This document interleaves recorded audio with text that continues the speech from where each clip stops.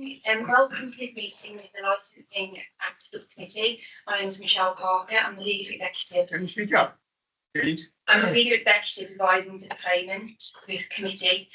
I'm obliged to inform you that this meeting is being live streamed and recorded. Members of the public will be able to view the meeting using the link on the agenda. At the start of the meeting, I will ask members of the committee, officers and those making representations to introduce themselves. Everyone speaks during the meeting and asks to introduce themselves each time they speak, so everyone knows who they are listening to and who is speaking. To ensure that those watching the live stream can hear all participants. Sorry, I can't hear you at all up here. Sorry. And then ensure they switch the microphone off prior to speaking. So therefore, can I ask the members to introduce themselves, please? Councillor Peter Broomall, Wem Division. Councillor Nigel Lumby from Albright. Councillor Kevin Pardee, Sundorn.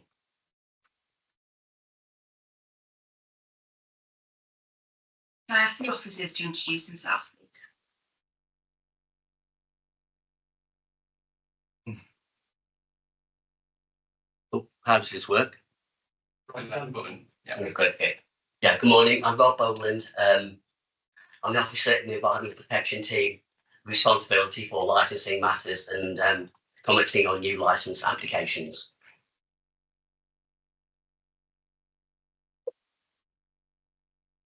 Morning, Licensing Officer Ross O'Neill. Shelley Davis, Committee Officer.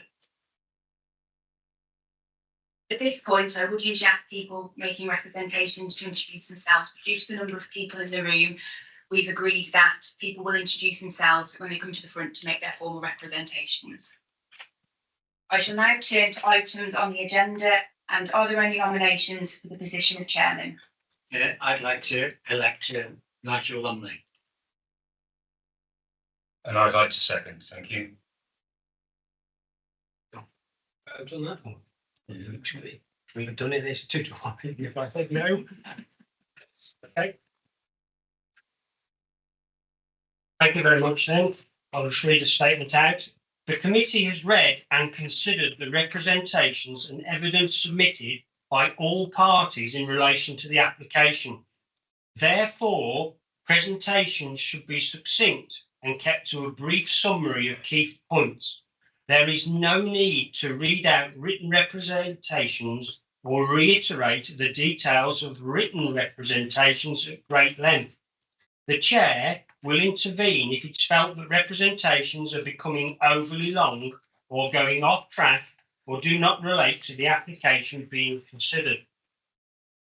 The procedure for the hearing has been sent to you prior to the hearing.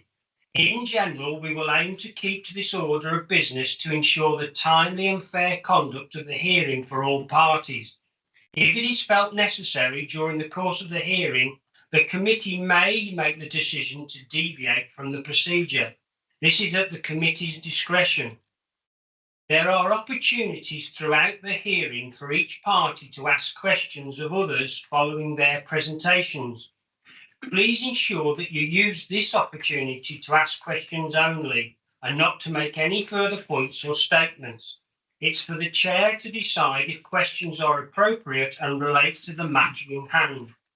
Any behaviour considered to be disruptive by the Chair may lead to parties being muted or asked to leave the hearing. Does anybody have any questions regarding the hearing process or how the hearing will be conducted? No, good, thank you. So a question to the licensing officer then, have any of the representation made been withdrawn? Thanks, Chair. The original representations when I did the report were withdrawn, but no further since then. Thank you. Would any party present like to withdraw their representations? No, thank you. Does any party have any evidence not already submitted which they would like to put forward for consideration? Please be aware that this can only be done with the agreement of all parties present and the subcommittee and may necessitate the hearing being adjourned so it can be properly considered by all the parties and the subcommittee. No new evidence. Good. We'll move to item 2 on the agenda then. That's disclosable pecuniary interest. So I'm asking the members here, you're reminded to disclose any registrable or non-registrable interest in any matters to be discussed. If, following the declaration of an interest, any party feels a member's decision-making may be prejudiced, they should make it known. The hearing may then need to be adjourned so the committee can be reappointed. None. Okay, thank you. So I'll now call on the licensing officer to present the report, please. Thank you, Chair. So I'm Ross O'Neill. I'm the licensing officer responsible for today's report. I won't go into too much detail. You've got all the paperwork. Before I go into that, I just want to clarify that members of the public and people that put representations in. Here at the back. You hear me now? Better? No, it's everybody. It's not just you. It's very hard to hear. Could the speaker stand up perhaps? It'd be worse if I stand up. Try pop. Yeah. Can we turn the volume? Yes, they have got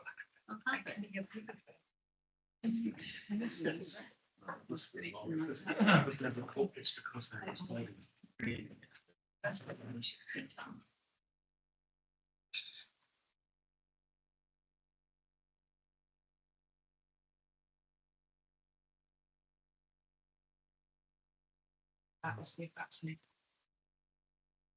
Can you hear me better now? Yeah. Yes. Okay. I'll hold it so I can sing it. All right. So yeah, just to clarify, Chair, that's we've got people that put representations in at the back, but because of the amounts that have been put in, I have got an overflow room. So there's another licensing officer in there. If there is anyone that wants to speak in there at a later date, I've chosen not to at the minute, I will get a message and we might have to just wait for them to come over at a later point. Okay. Still can't hear me? No. Right, I'll keep it really close. Ross, we can hear your voice with you talking personally, but we can't hear It's anything echoing. no, we can't hear anything through the amp. And if you could speak more slowly, it would help, please.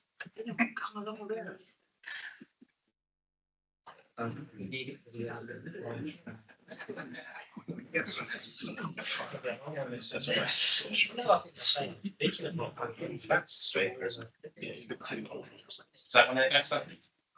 Quiet speaker anyway.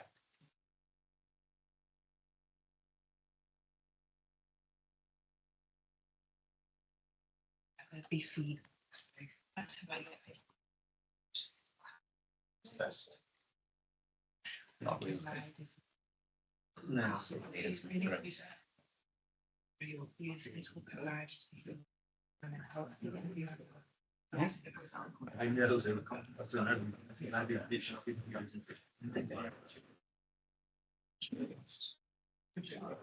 Okay, so I can see unfortunately there's no speakers that are working in the back, so you might get a little bit of an echo. Can you hear me now if I sit still? Yeah. Is that better? Yeah. Okay, I'll try not to move. So today, Chair, you're here to consider a new premises licence application applied for by Mr. Aaron Brown at 2526 The Parade, St Mary's Place in Shrewsbury. Appendix A and B of my report are a map and photographs to help set the scene for you as members. The application was proposing to open a tapas bar for alcohol consumption on and off the premises with live and recorded music inside 25 and 26, but also on the terrace/car park adjacent to the premises. And you'll see Appendix C and D of the report of the application form and the plan, the original 2 submitted application form and plan. During consultation, Environmental Protection, Trading Standards and the police all put representations in. The applicant has agreed all conditions as set out in paragraph 8 of the report with both the police and Trading Standards. However, only a partial agreement with Environmental Protection have been agreed. They have not withdrawn their representations and the officers have introduced themselves today. You will also see Appendix E, which is a consolidated document to show all agreements to date with the authorities. But please note there is an admin error at the bottom of that page.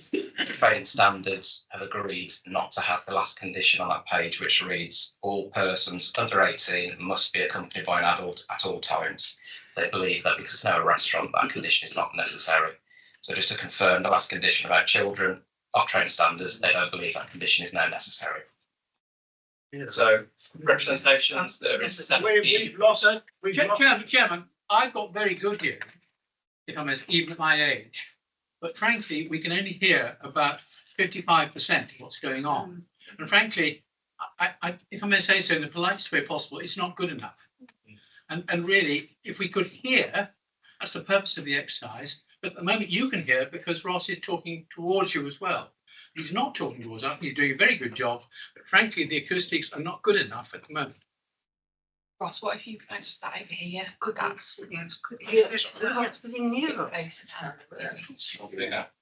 Yeah. You've got to understand, everybody, that this is what we've got. So we've got to try and make it work. I appreciate that this is where we do our planning meetings and everything else. I think it's the fact that there's a lot of people here and some of you are further and further back than you would be normal. What we're going to try and do is get the licensing officer, sit there and perhaps half point towards you, and that may actually be better. But you've heard that we can't put the speakers on at the back because there's feedback of the overspill room next door. And they'll just get feedback through the speakers and all you'll hear is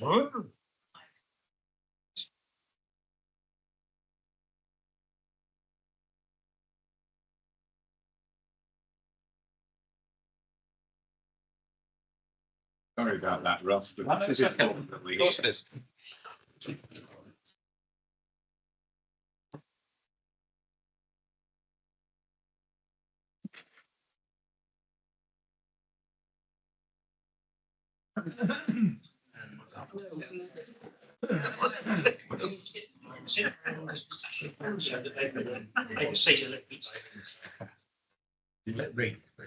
Right.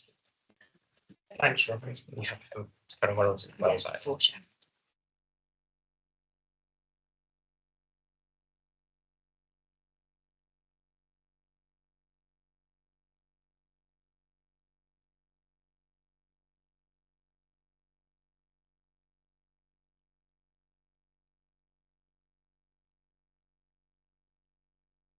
Okay, Chair, can you hear me? Yep. Can everyone hear me? Yeah. Clear? Right. So representations wise, there were 79 representations were received of other persons against this application. They have all been given the benefit of the doubt as per the 182 guidance to allow them to amplify their concerns today. So you'll find Appendix F is a map to show locations of the representations, and Appendix G 1 to 73 are representations in full of been redacted. As I've stated already, there were 6 representations that were withdrawn following agreements that have been put in. They've now withdrawn and said not been included in the report. Additional paperwork for you to look at. So you've got Appendix H and I. H and I supporting information submitted by the applicant, which includes the new plan removing the terrace/car park from the licensed area as agreed in final protection. And supporting information is H, provided by the application. Appendix J is the Environmental Protection Officer supporting information. Appendix K is Haynes and Water supporting information. Appendix L1 and L2 are the applicant's brochure and video they've submitted as well. And then you've got additional paperwork following the report. You've got the addendum. You've got Appendix M, which is Environmental Protection's original representations. Appendix N is supporting information submitted by Hatch's Solicitors, which is a flyer. You've got Appendix O, which is supporting information submitted by Liz Harrison, which is a video. And finally, Appendix P, which is of the applicant, and it's Han Assan menu, which I believe is the old restaurant that was there. So that's also been submitted. So the reason you're here today is to consider and determine the application. And to do this, you must give appropriate weight to the steps that are necessary to promote the 4 licensing objectives, any representations, the 182 guidance of the Licensing Act 2003 and Shropshire Council's licensing policy 2024 to 2029. You then may grant the application in full or in part, subject to such conditions deemed necessary and appropriate in relation to the 4 licensed objectives, or you may refuse if deemed appropriate, again in relation to the 4 licensed objectives. The decision must be justified and provide supporting evidence at all parts involved, and the decision can be appealed within 21 days, again by all parties that are involved in the hearing today. That's it for me now, Chair. Apologies, I've not been able to look at you, but done the best I can. Yes, thank you. You'll now have an opportunity to ask any relevant questions of the licensing officer. The order I'll take the questions in is the applicant first, and please, if you can just say who you are as well. My name's Aaron Brown, and I'm the applicant for Bobby's. Okay, have you got a question of the licensing officer? No questions. Okay. So we'll go to other persons. Are there any other persons who are going to be speaking? Got any questions? If I can take that first, if Mr. Craig has got questions. I never get used to this one. A bit louder than everybody else. It echoes. No questions, thank you. Thank you. Anybody else got any questions of the licence officer at this stage? I've got a question actually. Okay. So you can say who you are, then, please. Have I pressed the right button? Is that right? Yeah. My name's Foregate, and I'm one of the directors at Del North. The question I have is I've recently joined the bids board of directors, which is all about how to kind of like improve Shrewsbury for businesses and residents. One thing I wanted to ask is, does the context of any license have a relationship with where the town is going in terms of the big town plan and attracting more young people to the town and improving the economic prosperity of the town? No, separate from that. So it's like we're following the licence and acts and procedures, that there is different paperwork and different things in place, but it's solely dependent on what's on the licence and acts. We've got no areas in Shropshire where we don't allow premises licence to be applied for, and then this application on its merit. Okay. You could turn your microphone off, Mr. Battier. Thank you. And committee, any questions? No question. No. Question. There's another person. I asked, and I asked whether anybody else. So you only asked me, to be fair. No, I asked everybody else. Oh, if I've not made that clear, I said, is there anybody else who wants to ask a question? Sorry, And nobody said. Sorry, I've got your name. You jumped in. Okay. I didn't. No, it was before then, but I'm quite happy to allow it. So, yeah, well, you'll have to come forward and find a microphone. So here, it's down here. Come sit on the main table. Do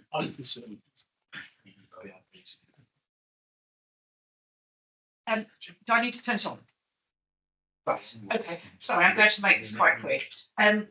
Is it correct that if the building, that the restaurant within the building is licensed, that there's no restriction on the noise that can be made within that building, within the cafe restaurant?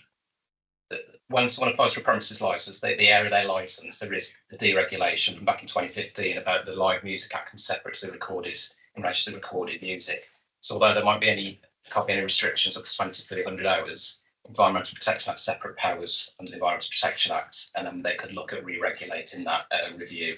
So yes, it's limitations because they'll have on sales if granted, but there is different legislation, different means that could be potentially in the future that could obviously change.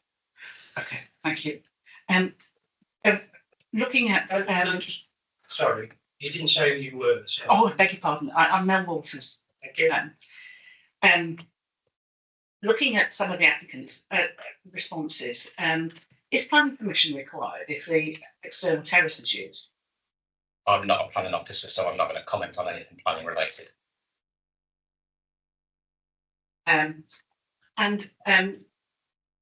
Various things I have concerned, smells, noise, nuisance. Will these be monitored, and will the council be able to review the licence if monitoring shows these things have failed? Again, if a licence is granted, conditions are imposed on the premises licence. They are then the conditions that the applicants have agreed to, and they will have to abide by. If they don't, they could be breaking the law. And obviously, we will look at a prosecution act and trying to work with the premises licence holder. So everything is monitored. And obviously, we do by complaints, and we also try and turn up to premises, sometimes unannounced, sometimes announced, to make sure premises licence holders have got everything in order. So it's all kind of ad hoc really, and waiting to see what's going on there. As we stand at the minute, the licence hasn't been granted, so no conditions are on that licence. You need to try and to go and talk to them about. Thank you.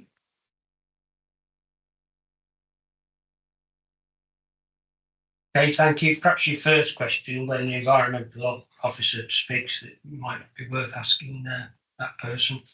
So if we move on then, can I take it there's no more people who want to ask the licensing officer question? Thank you. So if we move on then to the applicant presents their case, please. Can you introduce, oh, you've done your introduction, haven't you? So just off you go. Do you know what? I'm going to stand up because it's like the speaker's like really difficult. You're going to have to turn the speaker on. All right, I'll turn it on. You have to hold it as well. Where is the right button? That's it. Okay. Okay. So I think first and foremost, like we're here as responsible operators. We're both owners of Dowen Oil and Bar Oil, Oswestry. I think it's fair to say that when we were considering the parade and we started speaking to Jason, we didn't have entire knowledge of like the specifics of the parade, the residents, but we did understand it to be a mixed-use building, and we did understand from Jason that the parade generally is struggling, particularly on the lower ground floor and the ground floor where the retailers are. One of the first things that we did, and this goes back to March, was invite residents to come to one of our establishments to discuss our concept. I think in total there were probably about 20 people, and in the main they were very much against us doing a larger event in the car park.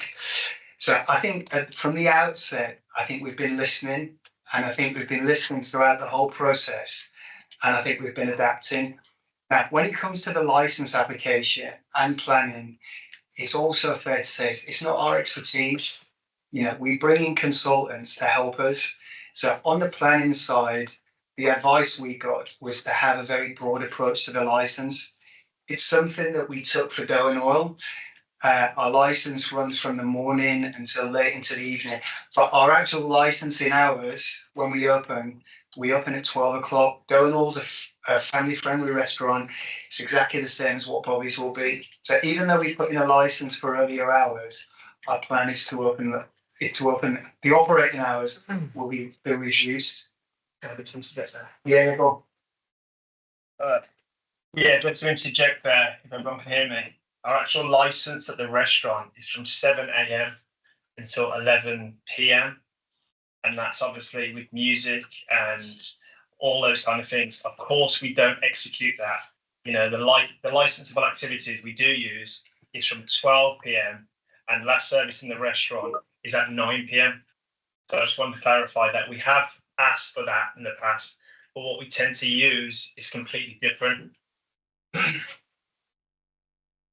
Yeah, so I think just one thing I'd like to say quickly is that we class ourselves as like community builders. I think Aaron founded the Bird's Nest several years ago in what was a market that was pretty much on its knees, and the Bird's Nest acted as a catalyst to what the market as we know now. I've recently joined the board of directors for the bid to help Shrewsbury be a better place for business and for kind of the people who live here and people who visit. There's 2 empty chairs there, and that is kind of because authorities haven't needed to come because we've constantly been misled. So whether it's the police or fire regulations, Flo, our project manager and events manager, has been dealing with them all closely. There's only Rob here because obviously we're here about public nuisance. So one thing, it's not great, is it? I'll think of that. One thing is, when I talk about listening, we've invited all you guys to come down and see us on site. It was very evident early on that having a bar restaurant wouldn't be ideal for the parade. So we quickly adapted it to be a restaurant that is going to open at midday serving Mexican-inspired kind of like small plates. We've also been listening to Rob, and there's actually very few items in the license that we haven't agreed to. So what we have agreed to is no vertical drinking. People can't stand and drink. You have to eat food if you want to consume alcohol. There is no recorded music outside. There's only recorded music inside, and that will be kept to a low level. Other things that we'd like to, you know what? Time and do it. Go on, detail. Jack, can I just I had a message from the game that they're struggling to hear us over the road. Everyone just slow down when they're speaking and try and be clear with the microphone as the message. So slow down and be as clear as possible. Yeah. And one of you turn your mic on. Yeah. Thank you. So I think where we are now is a family-friendly restaurant. So you're all welcome. Children should be welcome, and so should teenagers. I think also we've asked traders to come.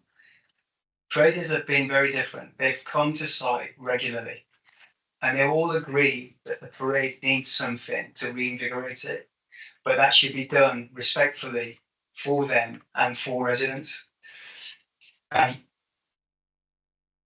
I think I've looked through all the 70 objections. The vast majority of them are about alcohol and drug abuse.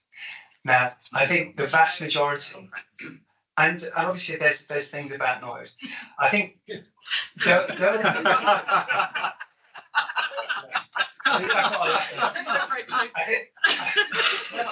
I think if you look through them, there's many that are about people loitering, drug abuse, alcohol abuse.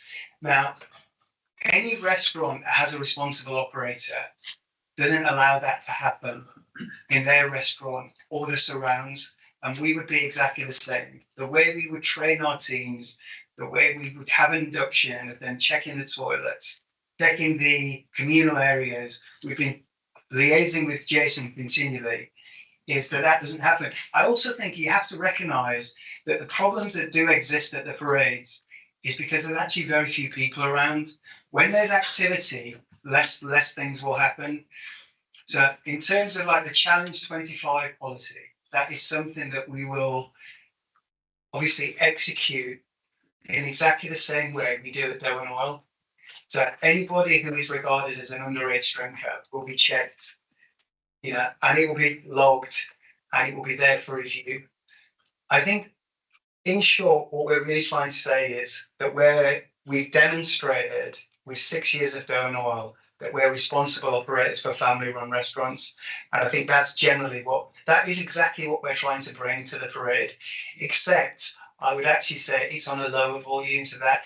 Now, one thing about the outside is a car park. You guys can't say it's noise free. Cars have been coming in and out of the back. Right. What we are doing is trying to, when we say we're community builders, it's about, our purpose isn't financial. It's about bringing people together. Can I just sort of go in? This isn't a game show. There ought to be the chance for people to say their bit without a laugh and a joke and commentary or otherwise from people over there. We can't run this if that's how you're going to be. I'm sorry. And I'm going to have to make a decision, perhaps a bit later on, as to whether we either carry on or I have to ask people to go. So let's try and keep this serious, please. Thank you. Yeah, I think one point also is there's a tension in Shrewsbury on the bid, and when I speak to the bid and the council, everybody talks about reinvigorating the town centre. How do we make it economically more prosperous? How do we bring higher skilled jobs? How do we improve the nighttime economy? And there's how do we attract more young people? Now Shrewsbury's to progress. Because we all know that the high street is on its knees. It needs people like us and other traders to bring life to the town. But we always want to do that in a respectful way. Now, the very definition of community is people with common interests who have to come together. And I think the parade is a mixed use building. It's not a residential building in the countryside. It's in the centre of town. And I think if you live in the centre of town, in any place in the UK or anywhere, you have to accept that change happens. And change should be monitored. It should be done respectfully. It should be done responsibly. But it's going to happen. And if it's not us who are doing this, who are local, who do have a vested interest in Shrewsbury, who do want to do something creative and interesting for you guys and for the wider community, then if it's not us, it will be someone else at some point. So we've tried to work with you. We've invited you on several occasions. I'll be honest, the turnout of residents coming to our meetings has been pretty appalling. It's been a maximum of 10 people. And the people who come always come with concern and with many questions. But by the time they leave, they're actually looking forward to the opening. I don't know, do you want to add in? Well, I don't think there's anything really more to add other than the 4 licensing objectives are at the forefront of all of our businesses, and it's not something that we take lightly. Crime and disorder, public safety, public nuisance, protection for children is something that we look at and we constantly monitor. And like Viv said, we are sensible operators, and we don't do this with just flippantly. I think that's it really from me. So just a very, very quick summary, a little bit of detail. Full CCTV will be in order. 24 hours a day. It's kept for 28 days. So that's full CCTV set. Our staff, our manager will be somebody who has 12 years experience, who is used to running restaurants, used to implementing procedures. Some of the things that we've heard about deliveries and refuse. Refuse is part of what the parade does anyways. Our refuse collection will fit in with that. In terms of deliveries, they will be done in working hours. The main point of contention here is the use of the outside. Now, if Jason, as the owner of the building, has decided that the car park is no longer necessary and he'd like to do something more creative with it, what we are proposing is an outdoor space that we've site specifically designed. It's a green, beautiful garden. It encourages the biodiversity area. It gives people a view over the river. And we think as a central location, that should be enjoyed. Now, the main contention here is we would like to go beyond 5 o'clock. When we invited you to the bar and we spoke to you, where even the most ardent people who are really against what was going on, we said, what is an acceptable time to be running till? And everybody's outside. People said 9 o'clock. And 9 o'clock is because people want to calm down after that and go to bed. The problem is that we can't respond to each individual in the parade who has a complaint. What we have to do is take a view that we feel is responsible and something that's good for the parade's community, but also good for the town. And that's what we're trying to do. And we've constantly adapted. It's a family-friendly restaurant. Mr. Battier, you said you were summing up. I've summed up. Sorry, cheers. Thank you. Go over the same thing again. Thank you very much. Is there anything else? Yeah. I think that's it. Okay, thank you. So you now have an opportunity to ask any relevant questions of the applicant. The order I'll take the questions in will be licensing officer, other persons who've made representations, and then the committee. So, licensing officer? No questions, thank you, Chair. Environmental protection? No questions, thank you, Chair. Any other persons want to ask any questions? So if I can take Mr. Craig first. Yeah, I've got a few. Just in terms of you've read page 3. Mr. Craig, sorry, I know I said Mr. Craig, but can you just say who you are? Yeah, my name's yeah, of course. Sorry, my name's Duncan Craig. I'm here to represent 6 representals and speak on their behalf. Just firstly, in terms, I'm slightly unclear. What are you saying about the external area? What is your application? What is your proposal? Obviously, environmental health at page 319 have asked for the external area to be cleared of patrons by 1700 hours Monday to Saturday and to have no patrons out there. Presumably you don't agree with that. Is that right? Yeah, that's correct. Well, what are you proposing? So we're proposing that last orders for food and drink.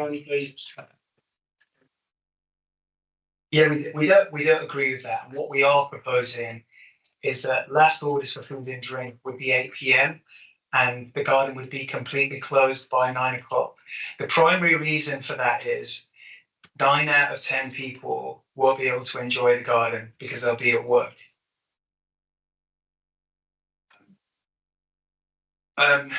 Next, when you had the meeting in March, which I think was at Go in Oil, is that It right? was at oil. It was in oil. In Oil, 26th of March, yeah. Were you aware at that point that there were a lot of local residents in the vicinity of the premises? There are local residents all over the town centre. There are local residents above Doe and Oil. There are local residents above Oil. We knew there was residents in the parade, but we also were aware that it's a mixed-use building. So I think is the answer to that question yes. Yes. Thank you. Have you used, as part of this process, a noise management plan? Not as yet, no. And will you intend to? Yes. Yes. And would you be happy to have that as a condition if the licence was granted? Yes. Yeah. Do you want Flo to answer this one? Go on, Flo. Hi, I'm Flo Burton. Our noise survey is next week. Next Thursday, the 1st of August. Mr. Chair, sorry, sir. We can't hear what the lady's saying, and I'm sure the people next door can't. So the noise survey is going to be done next Thursday. 1st of August? 1st of August. Yeah. Thank you. Same question about a dispersal policy. Have you done a dispersal policy? The dispersals policy will be done before we open, yeah.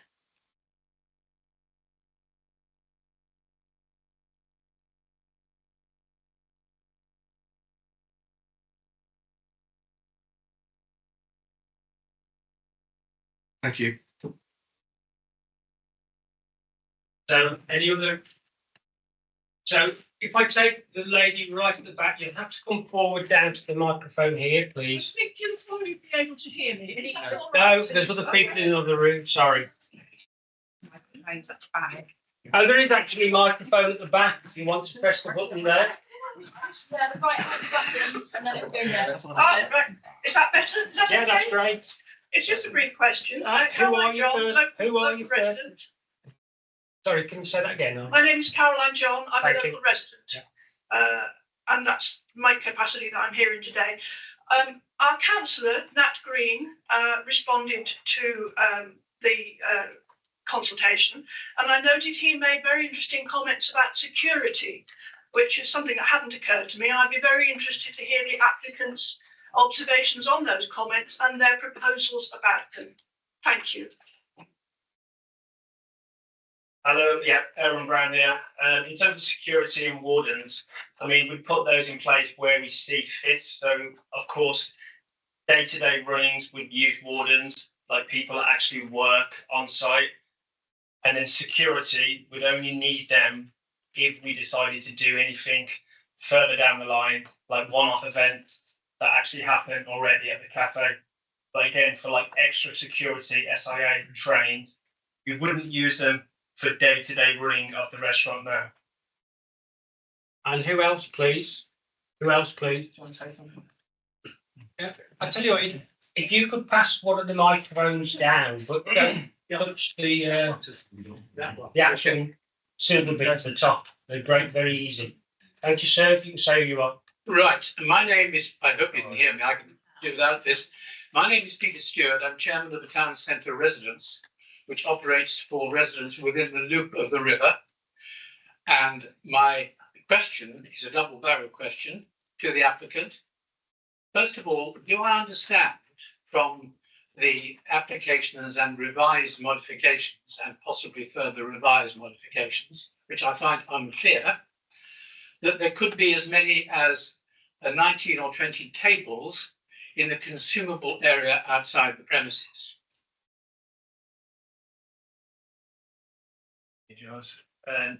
No, I mean, incorrect. There's not 19 or 20 tables. I mean, total tables outside are about 14, and total covers outside is about 50 people. Well, does that answer your question? No. No, it doesn't. Your plan put in shows on it, I agree, it's an architect. Yeah. And I'm not sure how much you can rely upon their expertise in this area, but it shows 19 tables with 4 people each sitting at those tables. I mean, the difficult thing I haven't finished the question. Sorry. So on that basis, there's a big difference between 14 and 19 or 20. Why was the plan put in with so many tables there and so many ostensible people sitting there when it's not correct? Yeah. The architect and the tables represented on the plan are to show that it's not fixed. The tables aren't fixed. Unfortunately, the representation is just to show a seating area rather than the accurate number of persons within that seating area. Well, Sharon, I must have one question as a result of that. Are you therefore saying, from what you say, that the maximum number of people who will be sitting outside in what you call the consumable area, which in my view amounts to a restaurant outside, are you actually saying that there will only be a maximum of 50 people there, sitting there up till 9 o'clock in the evening? Correct, yes. I mean, I don't know if anyone's actually been and had a look at the terrace and what we've done. I have. Yeah, okay, so obviously the policy, as we've mentioned before, is if you don't have a seat, you can't get served. So, you can't just walk into Bobby's and walk up to the bar and try and order food or drink without having a seat. It's all table service. The waiters and waitresses will come over to your table and take your order. Yeah. Well, just arising from that, I'm sorry to ask a multiple question, but this is very important. Is access to the external area, what you call the consumable area, is that from the outside or through Bobby's internal premises? It's from the outside. So people will be queuing up outside, waiting on occasions, waiting to get a table until the waiter beckons them to. Is that correct? Well, I mean, we don't have. Well, yes or no? Well, we don't have a booking policy, no. Well, so what's the answer? Well, I mean, I guess if people are queuing, they'll queue, yes, but we're not going to encourage people to queue. No. Thank you, Chairman. And sorry, just to answer your question a little bit further, the restaurant across the road, Doe has been running for 6 years, and I'll be honest with you, there's never really a queue, and the covers for that is 120. So I would say that there's not going to be an issue there at all. Thank you. Any others? You've already had one go. I have. This is true, but I'd like another. How long then? I may do, but is there anybody else first? Yeah.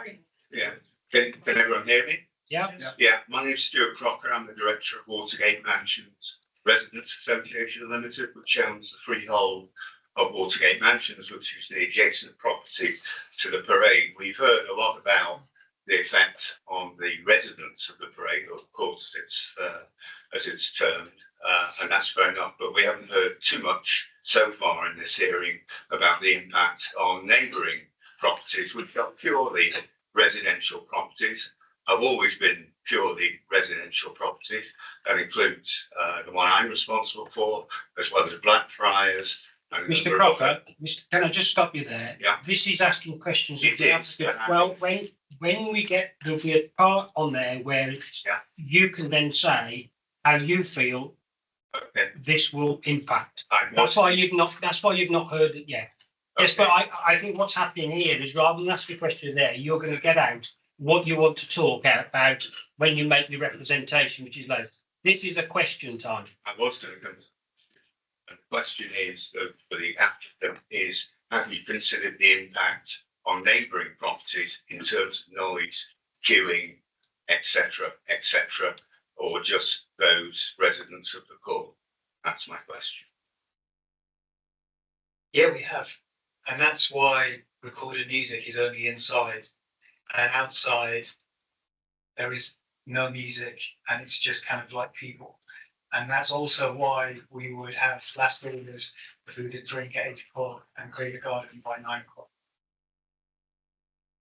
Thank you. Next person, please.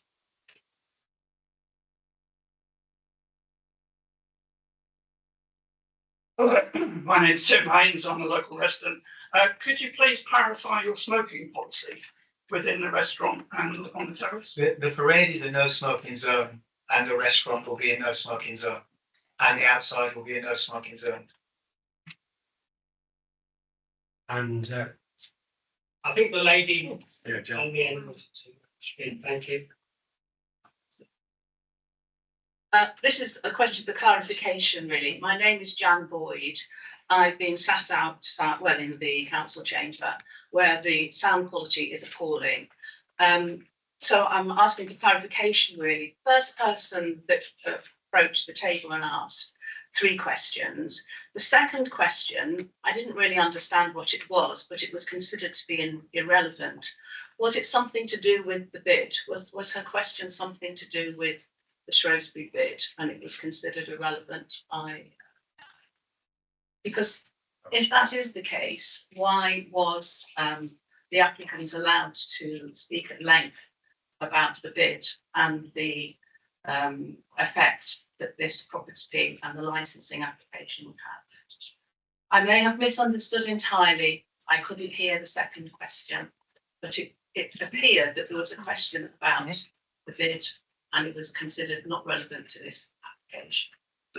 I think there's a question about planning. And I stated I was not a planning officer, but there's been no questions about the bid. So I think the second question, if I'm right, was planning, and I'm not a planning officer, so I apologise in that case. It was very, very difficult to hear in the council chamber. If I can just sort of clarify on that, the applicant will always have a little bit more leeway to make their bid and say and elaborate a little bit, whereas I've got to keep other people's questions concise, otherwise we'll be going no matter. Anybody else? Oh, the lady right at the back, and that's hold on, Mrs. Walters. No? It's Mrs. John. Oh, sorry, I was a good guess and I got it wrong. Sorry. Thank you very much. Thank you very much, Mr. Chairman. I have read, but I haven't absorbed, as Ross O'Neill will have done, all the documentation in relation to the proposal. But what confuses me is this difference between off sales and on sales, and the implication I think I've picked up, which is drinking on the terrace will be off sales, not on sales. And I'm not sure whether that's right, whether there is a distinction, whether I got totally confused. And if I haven't, what the distinction is in terms of the regulatory requirements and the regulatory opportunities for ensuring that what goes on out there drinking wise is effectively controlled. Can you just clarify that for me, please? Thank you. I think actually that was a question for the licensing officer and right at the beginning, but can you clarify that for us now, please? Yeah, so on the original application, you'll know that Aaron's asked for the terrace to be licensed. That was within the red section line. So when we talk about a licensed area, he's asked for on sales. That means that they can sell alcohol basically. And the licensing act stipulates to the appropriation. So if the license was to be granted outside, that means that Aaron could have a bar basically outside in that area. Plus, we mentioned about the deregulation before in relation to recorded music. Recorded music would also be entitled to be in that area as well. So what the applicant has done is they've removed the red line back into the premises, so all alcohol will be in the premises, and then they would have to take table orders outside, return back inside to the premises to take the alcohol, to get it back outside again, and they cannot have any recorded music outside because they wouldn't have the privileges on sales outside on that terrace area. So the difference between on sales and off sales is you have to look at the plan, and then on sales is in the premises and where the appropriation takes place. Off sales is drinking off their premises, i.e. anywhere off that red line of the premises.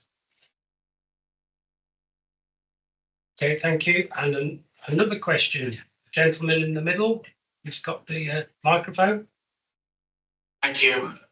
My name is Jeremy Lees. I'm a local resident. I understand that Ross is not a planning expert and it would be unfair to put him in that position. But the freeholder has lots of experience of planning law. So could the freeholder clarify whether planning permission for the change of use of the outside space has been applied for? So I'm Jason Freeman. I work for a business that owns a freeholder building. The planning application for change of purpose is currently underway and will be submitted shortly. Thank you. Any more?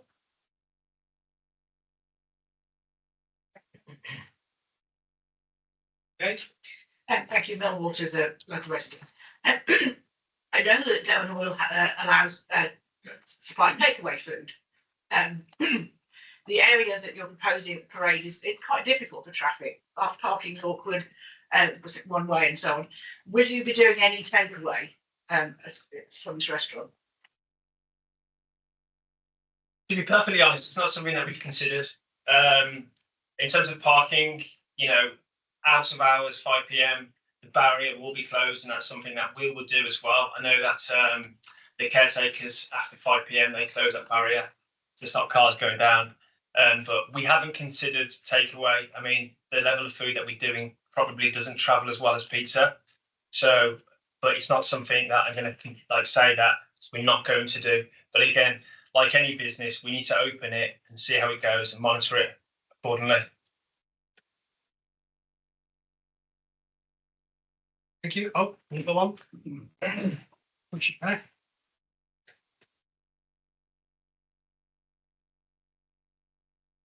Adrian Richard, I'm a resident.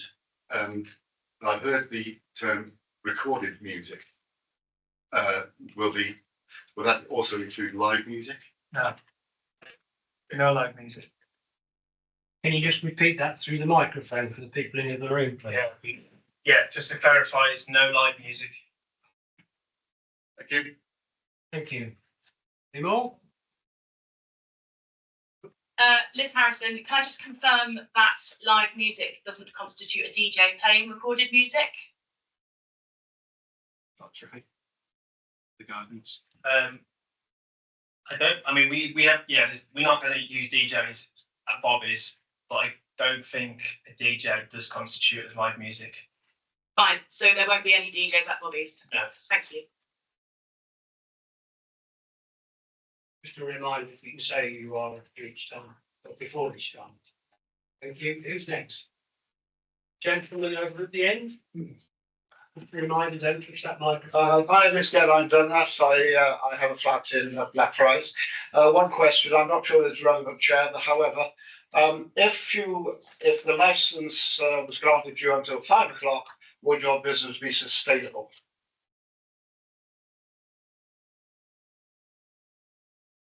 Yeah, I mean, of course it will be sustainable. I mean, we're talking about terrace that's being used largely over the summer anyway. So we still have a fallback plan. As soon as the garden is no longer in use, we're still going to use the inside. This is just, we're trying to ask for these hours because during the spring and summer months, it's a nice place where people can actually sit outside. People don't want to be inside, especially when it's like warm like it is today. Thank you. And the gentleman on the seat at the front. Mr. Chairman, well, thank you. My name is Russell Hanson and I'm a resident at the court. I have 7 short questions. Mr. Brown, my first question, are you familiar with the Shropshire Council's licensing policy 27.2? Yeah, I have an overview, knowledge about it, yes. Yeah, so the answer is yes. Yes. Thank you. My second question is, just to confirm, you're familiar not only with that clause, but the council's policy overall. So that's 135 pages. Are you in principle familiar with that? Well, I know this is obviously leading me up to like a trick question, isn't it? There is. I mean, of course, I don't know that file completely all the way through. I have an overview of it, and what we tend to do is we use people, consultants, to help us along with that. That's fair enough. There's no actual question. Yeah. It's just Okay, fair enough. straightforward. So you're familiar. Yes. Yeah, Yes. that's cool. Mr. Brown, my next question. You've installed a new kitchen at the premises. Are the appliances gas or electric? It's all electric. Thank you. Mr. Brown, you've had people cooking on these appliances on the 5th of July, perhaps many times. Could you confirm that's the case? Yeah, we've been doing test cooking, correct. Thank you. Can we just add one thing to the answer? So we've been building. I can answer that. Oh, God. I should say, as I was saying, it's like a test kitchen. What we are installing is state-of-the-art extraction, which I'm sure you're going to go on to, right? Cool. Mr. Brown, have you been informed by the Freemans, the directors that own the company that own the freehold? Philip Freeman, Sarah Richardson, Claire Freeman, or Jason, who sat next to you, or Emma Collins, the manager, that the court and the parade do not comply with the current fire regulations? Have I been told that? I've been told that by them. Well, no. No, that's good. Thank you. Have you fixed external beer chillers to the outside or outside the building? Can you tell me what fixed means? So fixed, I'd consider that to be obviously connected to the bar inside, and that's what I mean by fixed. And then are the beer chillers on the outside of the building? They're on the outside of the building, but they're not fixed to the building. They're removable, like any furniture. And we've obviously taken careful consideration not to have them attached to the building. That's cool. I understand that. Thank you. Do you have the relevant electricity certificates for the installation of your kitchen? We do. Mr. Chairman, that's in my question. Thank you. Okay, thank you. So, any more? No, good. So we'll move on to committee. We got any questions? I'll see you after them. Okay. Thank you. It's just something just to clear something in my mind. You say you're on the bid committee, yeah? What would happen, because that's an important position, yeah, and people on there can be quite influential. What would happen if you were prosecuted for breaking conditions? What would happen to the position on bid for you? Would you be asked to leave? Yeah. Yeah, probably. I mean, yeah, undoubtedly. And I'd resign from there. I'd resign from the position. I mean, the only reason I have joined is because we're responsible business owners who want to see the town thrive. There's no other motivation for me to join. Yeah, it's an unpaid position. Thank you. Okay, moving on then. This is responsible authorities. So we've got environmental protection. Mr. Boland, if you were want to say. Good morning, everybody. Can you all hear me okay? Yes. Yeah, okay. I'm Rob Boland. I'm opposite the environmental protection team. Responsibilities for commenting on licensing applications and also dealing with noise complaints that may arise in the future. I have submitted a fairly detailed written submission as part of the pack, but I will keep this presentation fairly brief. I'm more than happy to answer any questions.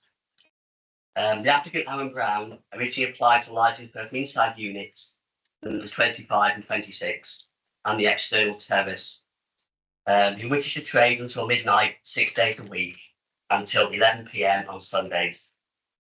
The application requests both live and recorded music until midnight, Monday to Saturday, 11 PM on Sundays, for both the inside units and the outside space. As has been mentioned, the applicant already operates two busy and vibrant venues in Shrewsbury Town Centre. I am of the firm opinion that the application as submitted will give rise to a noise nuisance and possibly odour nuisance, depending on the type and quality of food being cooked. I understand that it had been mentioned that planning permission will be required to use the terrace. I visited the parade 3 times recently, including on a Friday evening, and it's clear to me that it's a difficult site to operate a licensed premises from without disturbing nearby residents. There are residential apartments with balconies that overlook the terrace, as well as properties to either side of the parade and across the river. The location is in a quiet part of Shrewsbury. I have no doubt the sound generated in this vicinity will be audible within nearby properties. The cafe several doors down does have a premises licence. That is restricted to daytime hours only, and the venue only sells a limited range of alcohol, such as bottled beer and wine, to have for the meal or snack. There's no shots or cocktails being served. The licence also has a restaurant condition which states alcohol will only be sold and served to a meal. The kitchen that's been installed in Units 25-26 does not have any external extraction, and indeed, with it being a historic building, will be likely to be granted planning permission for external extraction. So if windows or doors are open for ventilation, then cooking odours will escape, which may give rise to nuisance. Indeed, there has already been a complaint to my colleagues in the Environmental Protection team. Following discussions, the applicant did agree to a number of changes to operating times and accepted some of the conditions I suggested, including reducing the closing time for the units to 11 p.m. and also a restaurant condition that alcohol can only be served with food. Unfortunately, no agreement was reached in relation to the terrace opening times and also the need to close windows and doors at the units after 6 p.m. The entrance to the units in the evening will be via the terrace, as the parade shopping centre will be closed. The door from the terrace will be opening and closing on a regular basis. Having given this some more thought, I'm now of the opinion that a lobby type double door system will be required to avoid sound breakout from inside the building affecting residents. There is little by way of mitigation that can be applied to the outdoor space on the terrace to contain sound in order to prevent it from travelling. Accordingly, I take the view that the use of the terrace should be restricted to daytime only. I know the Bobbies is already been advertised. I think something's happened to your microphone. Can you just try it again? No, apologies. Okay, yeah. Yeah, change it to the next one. Is it still working? Yeah. Intermittent. Okay. I can hear you. Yeah, okay. Right. I know that Bobbies is already being advertised on social media, being posted on Facebook and Instagram. The nature of the posts would suggest that the venue is not primarily catering for people of my age. So in summary, it is a difficult location. It's gone again. Yeah, let's change it for the one. Yeah.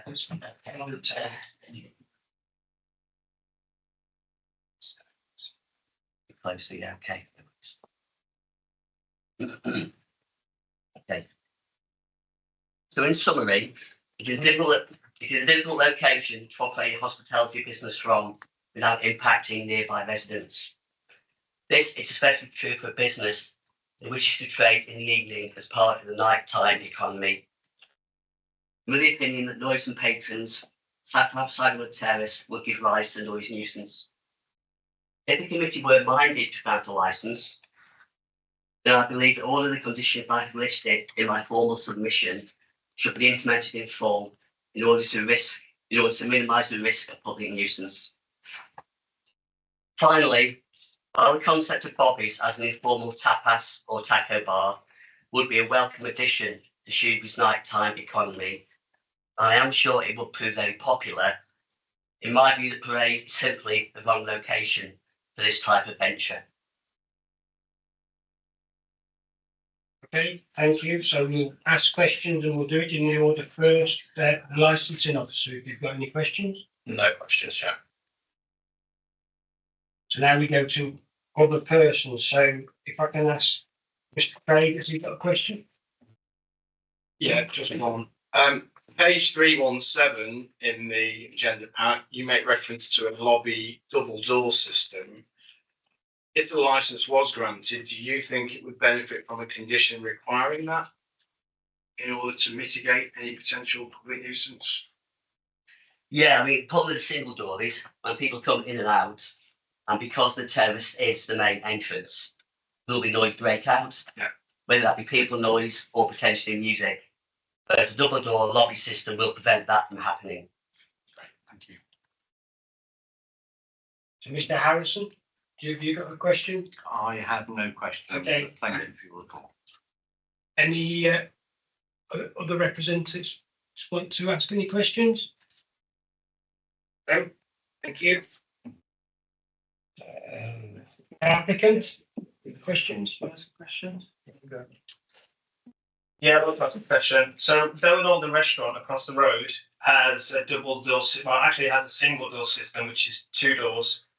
And more often than not during the summer, I believe those doors open until maybe 9, 10 o'clock. Never had a complaint about noise. There's residents all around. I just wanted to ask Robert, what's the difference between the restaurant and the parade? Yeah, I think the key difference is the location. It's extremely quiet by the parade, including into the evening. There's very little traffic noise, very little people noise, whereas Derwent Oil and Oil are, of course, slap bang in the town centre on a busy road. So the background noise levels are far higher, which would to some extent mask any noise from those premises.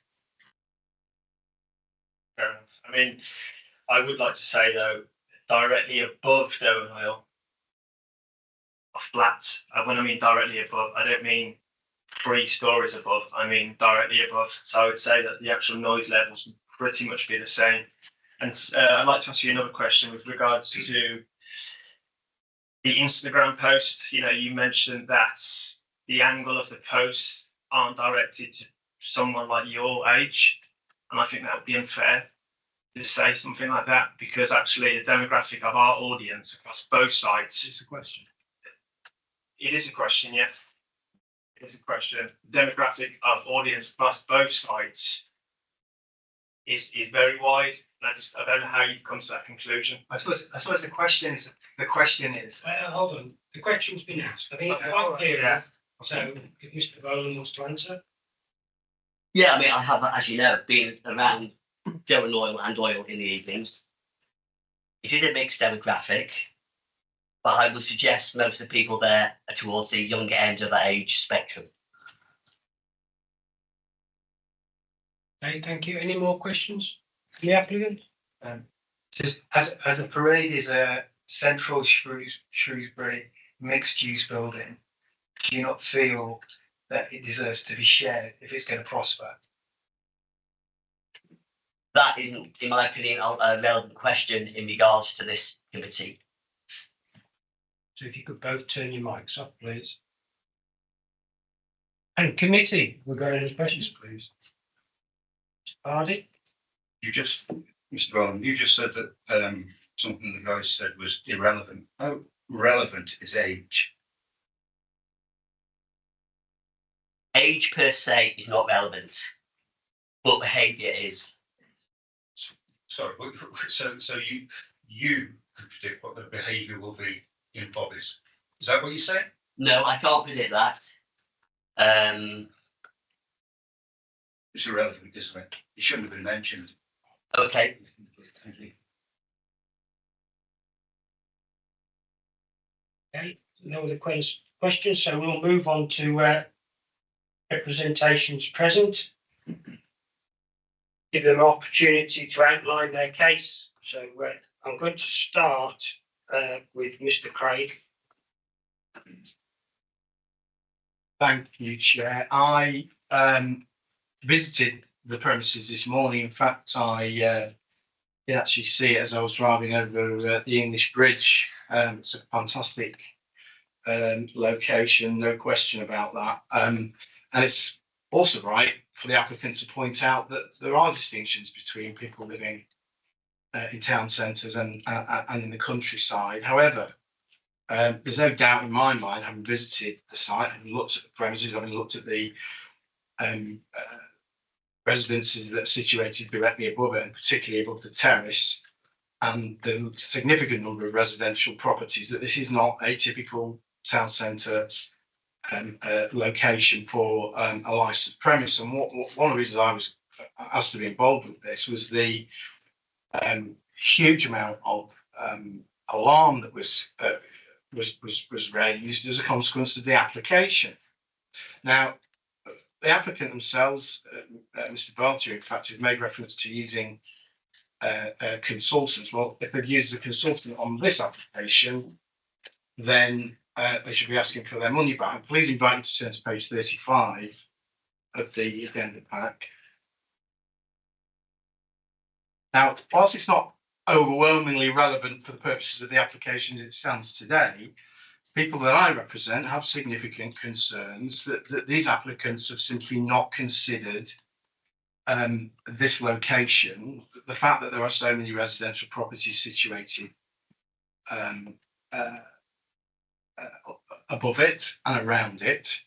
Your own statement of licensing policy at 27.2, it's been referenced in here, and I've got it in front of me, makes reference to a number of matters, including evidence of the location of premises and the nature of the surrounding area, including what is around the premises and the wider impact that the licensable and non-licensable activities may have, e.g. physical environment, crime and disorder hotspots, proximity to residential premises, proximity to areas where children may congregate. Now, I don't expect anyone to sit awake at night, any applicant necessarily to sit awake at night reading slavishly through statements of licensing policy. They are impenetrable documents, even for the likes of me. However, it's common sense. You're applying for a license somewhere. It's common sense that that application, if it's granted, could have a negative effect. That's why we have licensing laws. It's why the sale of alcohol is regulated, because people, when they've had a drink, can be loud, can be boisterous, can be aggressive, can behave in a way that is hugely antisocial. And so it's absolutely incumbent upon anybody who is coming to this council and saying, I want a licence on these premises in those circumstances, that they need to carefully consider where it is, who lives nearby, and what is the likely impact upon them. And this application, I mean, I'll just take it to page 35. That is one of the worst applications I can remember seeing in the last 10 years as a licensing lawyer. Some of the conditions on there simply aren't enforceable. Some of them are irrelevant, and certainly none of them. There's two in relation to public nuisance, which is essentially why we're here today, frankly.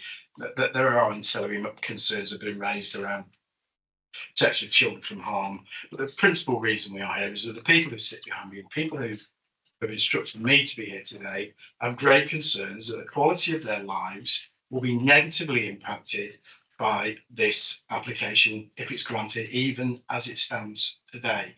There's two conditions, proposed conditions there in relation to principal nuisances. One involving notices requesting minimum noise on leaving the premises. I don't know what minimum noise means, but in any event, that condition is a pretty standard one that just frankly has no benefit whatsoever. It's the notion that people are just going to not make any noise because there's a notice displayed somewhere is frankly fanciful at best. There's another proposed condition: all staff, including entertainment providers, will be aware of a commitment to ensure good noise management. That just simply is not enforced. So, in terms of prevention of public nuisance, in a building that is situated with residential properties all around it, residential properties upstairs, where the applicant initially was seeking to license the outside, so they could have had the sale of alcohol, and accordingly live and recorded music by way of the Live Music Act, they thought, well, let's stick a couple of meaningless conditions in there and hope everything's fine. So the starting point of the people who instruct me are this. The applicant has obviously responded to what the police have said and what training standards have said, and to a certain extent in terms of what environmental health have said. But their view is anybody who applies for a licence in that way has to raise certain questions about their responsibilities and how seriously they take their responsibilities. Because there was a meeting that was conducted in March, March the 26th.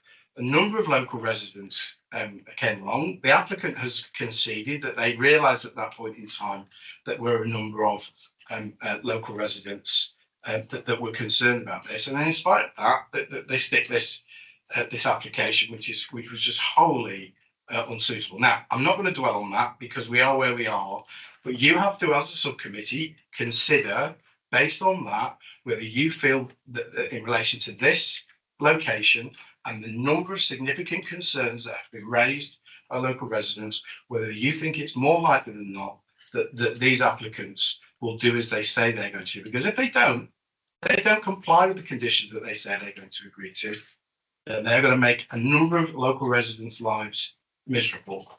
And whilst there is a review process, we all know that everybody in this room knows how long that can possibly take. And so you have, it's in your gift, you have been granted the authority by the legislation to make that decision with local people, with local knowledge, democratically elected, to make decisions in the wider public interest. And absolutely it's right that the people who sit behind me, that their wishes shouldn't override every consideration. It's absolutely right that a town centre is vibrant and alive and businesses succeed.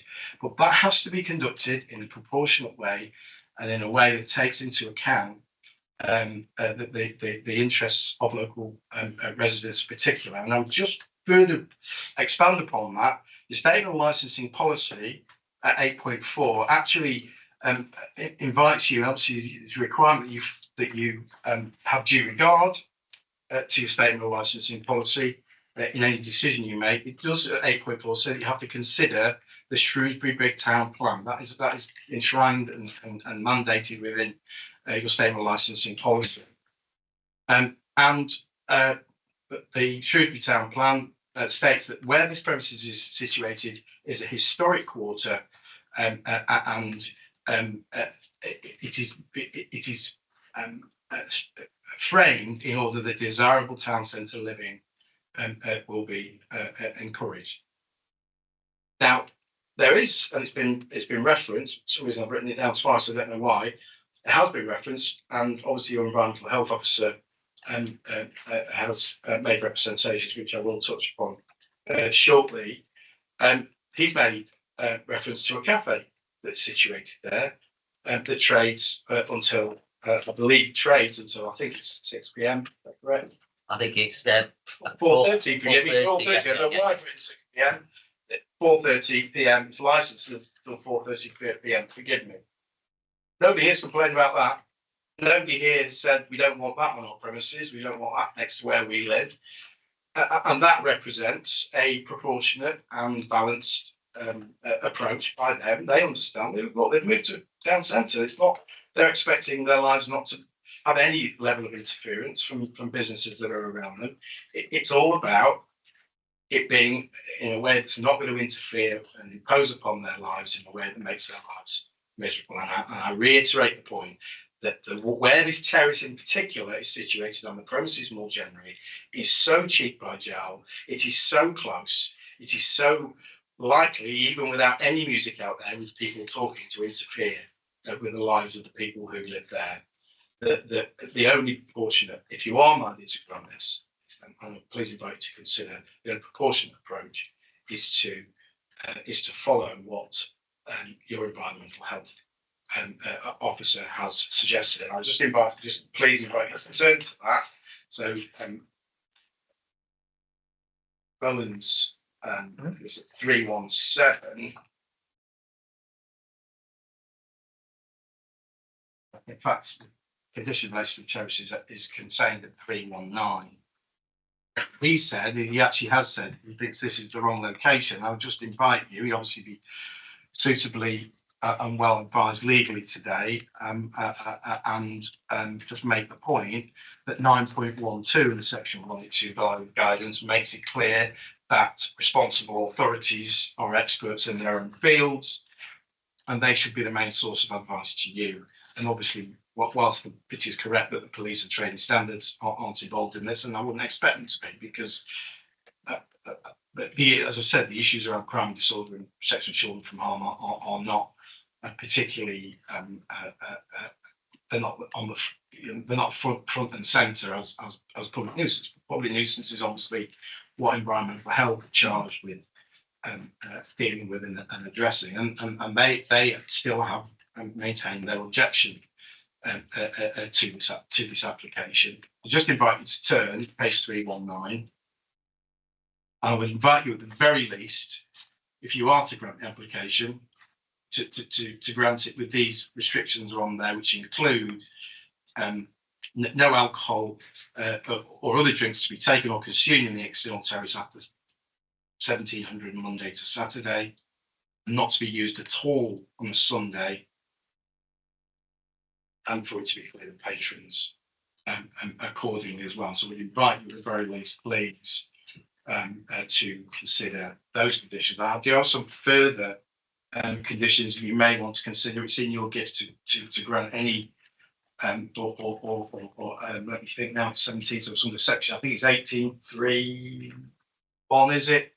I haven't got the act in front of me, but anyway, you've got the right to modify the conditions as you see appropriate, and that includes omitting any condition that's on the operating schedule, amending or adding any conditions. So I'm going to invite you please to consider, first of all, a condition requiring that there's a double door system, which is a question for advisory your environmental health officer.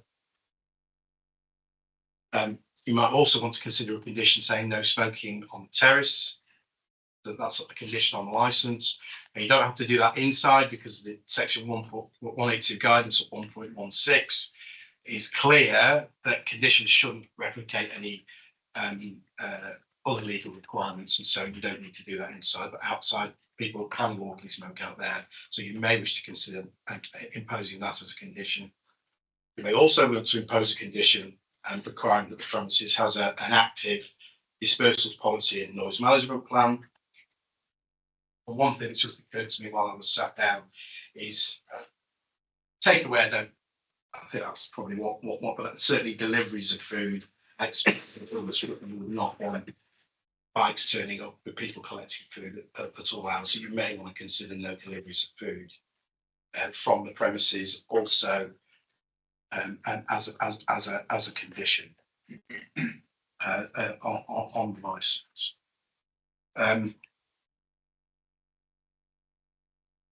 It's a beautiful location, no question. I understand why someone would want to have a business there, a licensed business there. It's elevated from the river.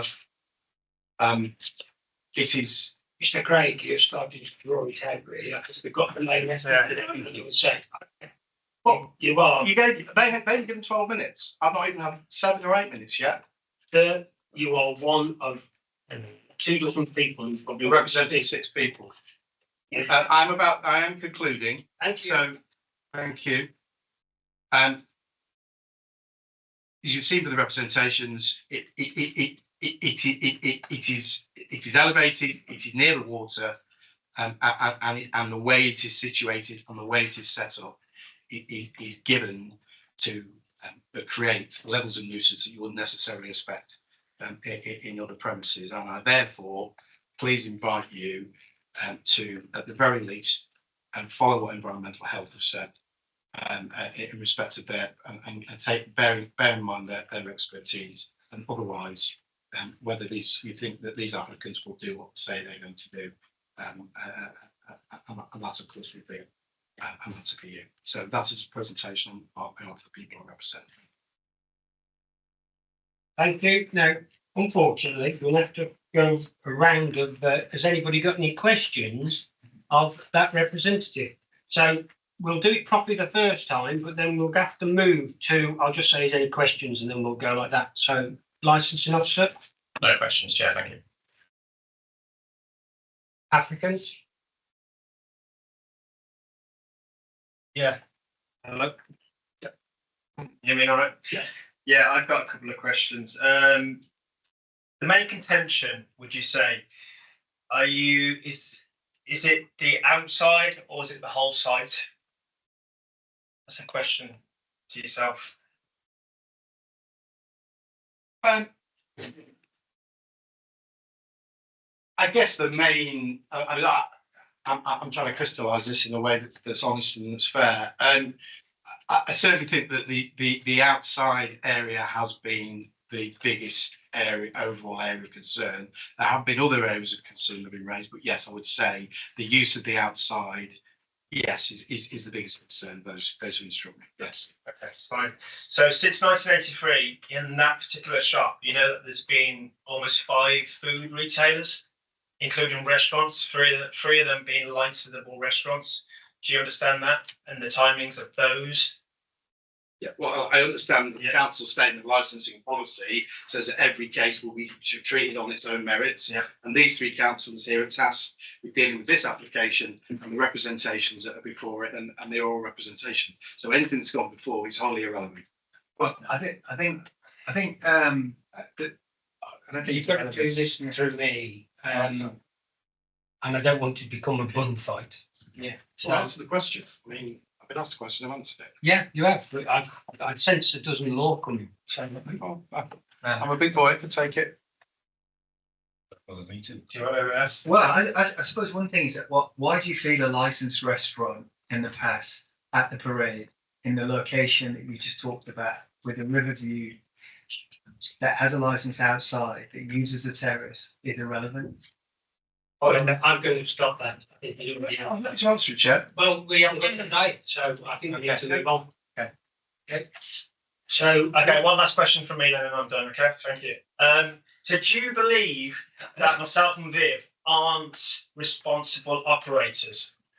You know, considering that I've been in the town for 13 years, I've run a successful cafe, restaurant, and bar, and hopefully, you know, Bob is. Do you believe that the conditions that will be imposed? Yeah, I don't think it's a relevant question. I think it is. No, he's not said anything to the contrary. He has. He has. He said that there's be certain conditions that aren't forcible.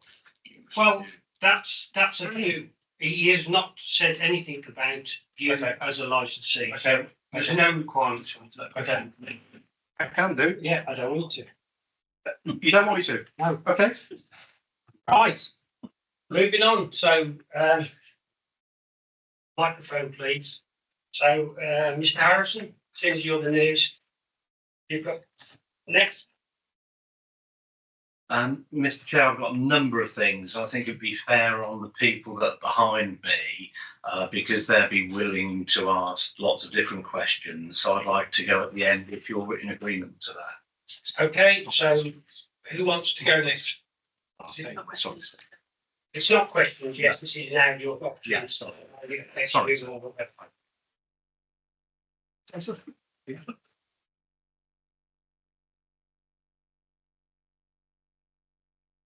I just want to point, sorry, I'll Melvin, fill the room. I just want to point out that the area that we're describing is peaceful by design rather than by accident. Because I live at Watergate Mansions and we on our lease are not allowed to make any noise that can be heard outside our flat. And speaking to people at Blackfriars today, they have the same condition on their lease. And I think one of the respondents from the Game Meadow Riverside said they had the same condition as well. So it is actually by design that we're in a quiet part of the town. Thank you. Applicant or anybody else want to come back on that question? Oh, sorry, that representation. I think that's why we've worked hard to make a site-specific restaurant that benefits the Sorry, it's going to be a question. It's not an answer a question with a question. Yeah. Well, Mrs. Walters was making a representation. It's not a question. That if she wants to phrase it as a question, that be careful. But I don't want it to be question and answer again. So am I? Yeah, you carry on because you confused me. No, I just said it had to be a question. It wasn't a question; it was an answer. I mean, the buildings probably are designed in a certain way, but I think the town centre changes and it evolves, And I think for it to prosper, we all need to share it. Okay, thank you. So the next person wants to make a representation. So, go on, Lou, you, yes. Just get a microphone, thank you.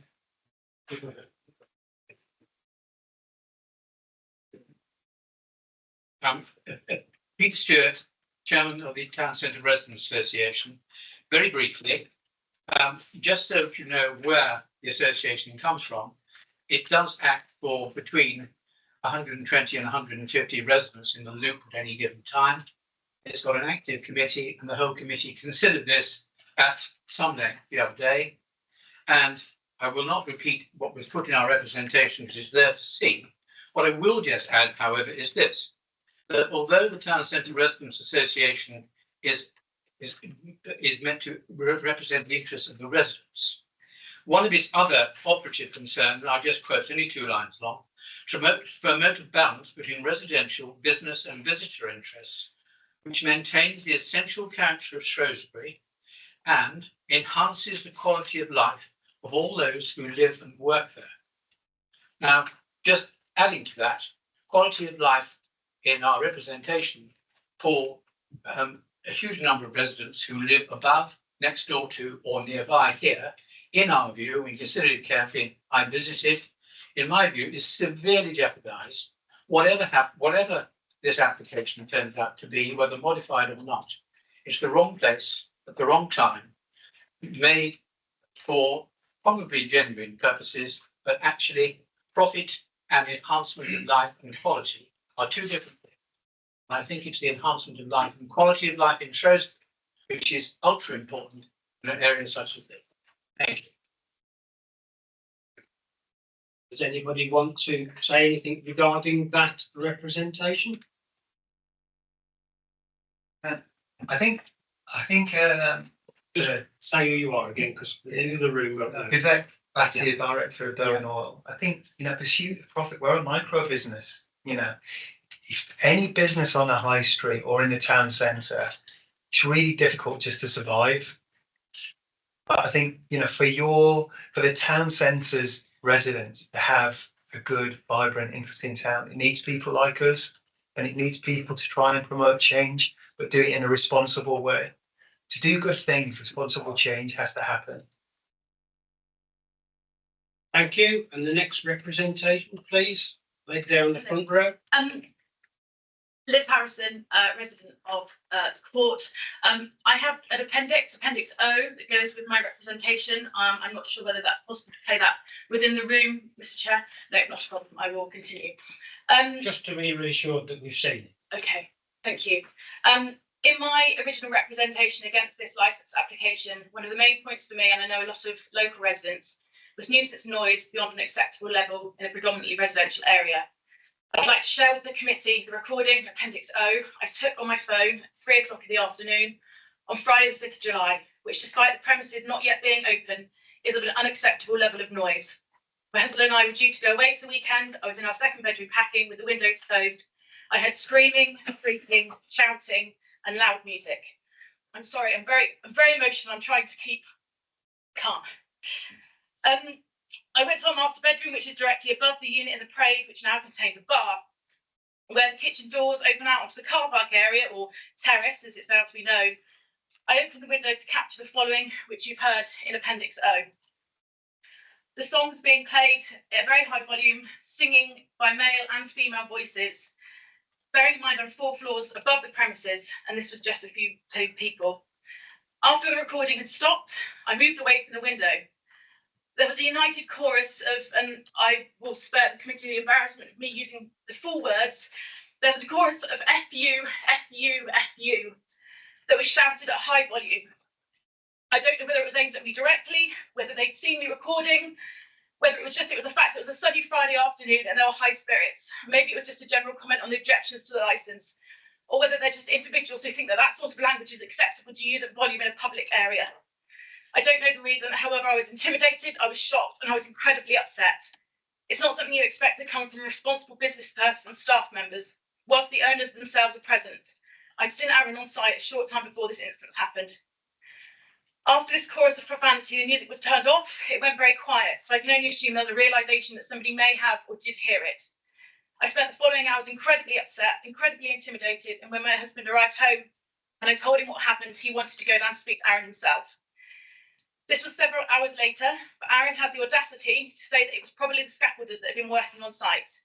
You can quite clearly hear female voices on the recording, and while I'm sure there are female scaffolders, there have only been men working on the scaffolding at Bobby's. Rather than owning up and apologising for his staff, he showed a blatant disregard for residents living directly above his proposed business and chose to lie.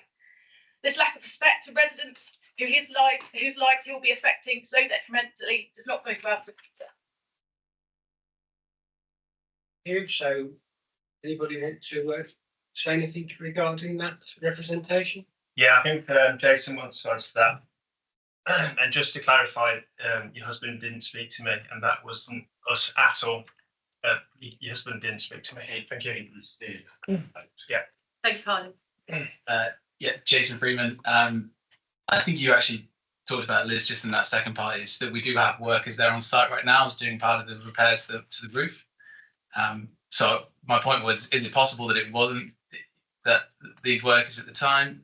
We get a lot of people that do go through to that back terrace and have done work there recently. I think it's. Hold on. Whoa, no, this is not about. That's one incident that you've told us about.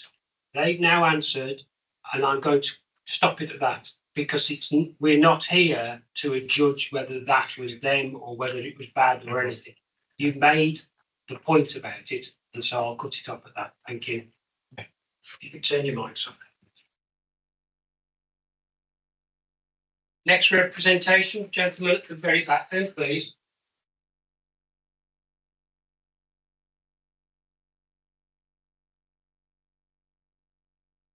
My name is Stephen Lederer. I and my wife live at Parade, with our bedroom and living room windows overlook the site. The distance is probably from here to you, Mr. Chairman. And that prospect terrifies us, because we believe that it greatly threatens the enjoyment of the home that my parents loved and I now love. And it's in a town we love. The application, I think you've already heard from Ms. Harrison, is that has caused that amount of distress. It's kept me awake at night worrying. It's made me think hard about Shrewsbury. And I now realise that the town's magic, the reason I like it, relies on this glorious contrast. Yes, we've got great pubs, restaurants, and nighttime bars, but what makes Shrewsbury really special are the islands of peace and calm, and I live in one of them. And it's enjoyed by many, many others, visitors as well. And the river path between the station and the quarry is, in my view, the crown jewel. Included in the statement of licensing policy is a map of the licensed premises in town, and it shows how the inner loop of the river has almost none. That's no accident of history. It's how we've protected our town's peaceful place, how we've protected our town's diversity, contrast, as I've said, and charm. And thinking further, I thought for the last 30 years of his life, my dad relied on his stroll along that calm, silent stretch of water as a sort of tonic, a way to decompress. Often there, the loudest noise is birdsong, ducks quacking. And since inheriting his home, and like so many thousands of others, I also rely on a walk in a quiet place. And I believe that this proposal aims to deny that necessary tonic to so many. The revised plan submitted to you, as you heard, showed those tables, and let's be clear: the plan bears no resemblance to what's happening, which I think is disturbing. But the plan showed 76 outdoor drinkers on a site that looms over the river and that crown jewel I've described. It looms over like an amphitheatre.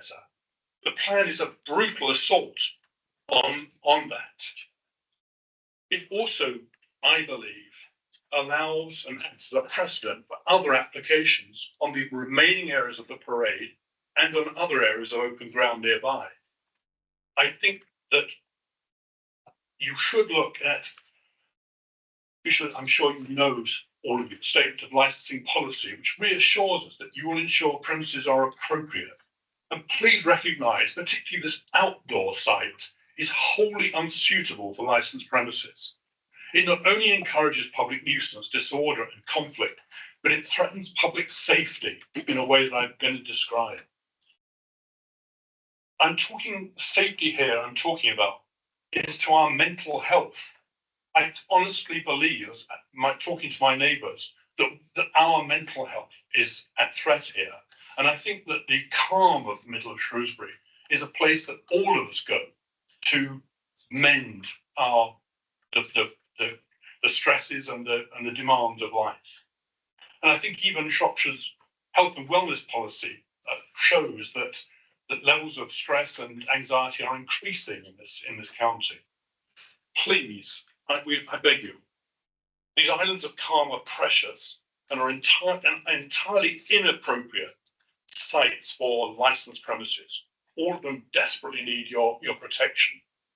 And I'd like just to close by thanking both Ross and you for the very professional way that you consider this. Thank you.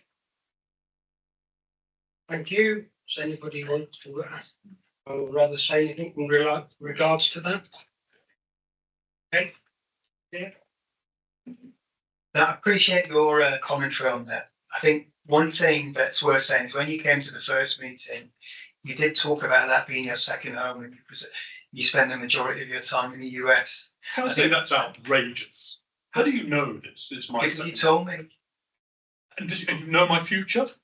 Well, I think, okay, I don't want to get I don't want to digress into that. I think the main thing that I wanted to say is that there's an assumption here that anybody who has a drink with a food acts irresponsibly. And I think what we're proposing would mitigate that to the extreme. I think there's a fear that people who come together to enjoy food and drink cause more problems than they do have their own enjoyment. And there's a reluctance for the parade to change, even though all traders say that it's on its knees. Okay, thank you. And the next representation, please. Who wants to put the hand up? Maybe the back, yes. Sorry, I can't repeat your name. List of about 30 in front of me. I can't remember. Picking up on the So if you want to say your name. I beg your pardon, Caroline John, local resident. Picking up on the point that Mr. Boland made earlier, but you rejected quite rightly, Chair. I'm an oldie. When I go out for a drink, I love a laugh and a chat and a talk. My bedroom in the centre of Shrewsbury backs onto another licensed premises, which causes me no difficulties most of the time. But there is no doubt that the chatter, alcohol fueled, even when I go out, after a couple, I'm louder, I have a nice time, I'll sing happy birthday and all this stuff. And that's about having a good time. And that's wonderful. But not here. This is the wrong location. Thank you, Mr. Chairman. Thank you. So, anybody want to reply to that? Good. Moving on then. Who? Yes, the gentleman in the middle then, towards the front. Yes, thank you. You can pass a microphone to him. It's coming behind you. Good old pants fight. Am I on? Yeah, I'm Stuart Crocker again, Watergate Mansions. I just want to bring the committee's attention to the word misinformation. It's a word that the applicant used in a flyer that they distributed on the 4th of July entitled The Truth, stating that there were a lot of misleading comments being made about this proposed development. I'd submit to the committee that most of the misleading is being done by the applicant.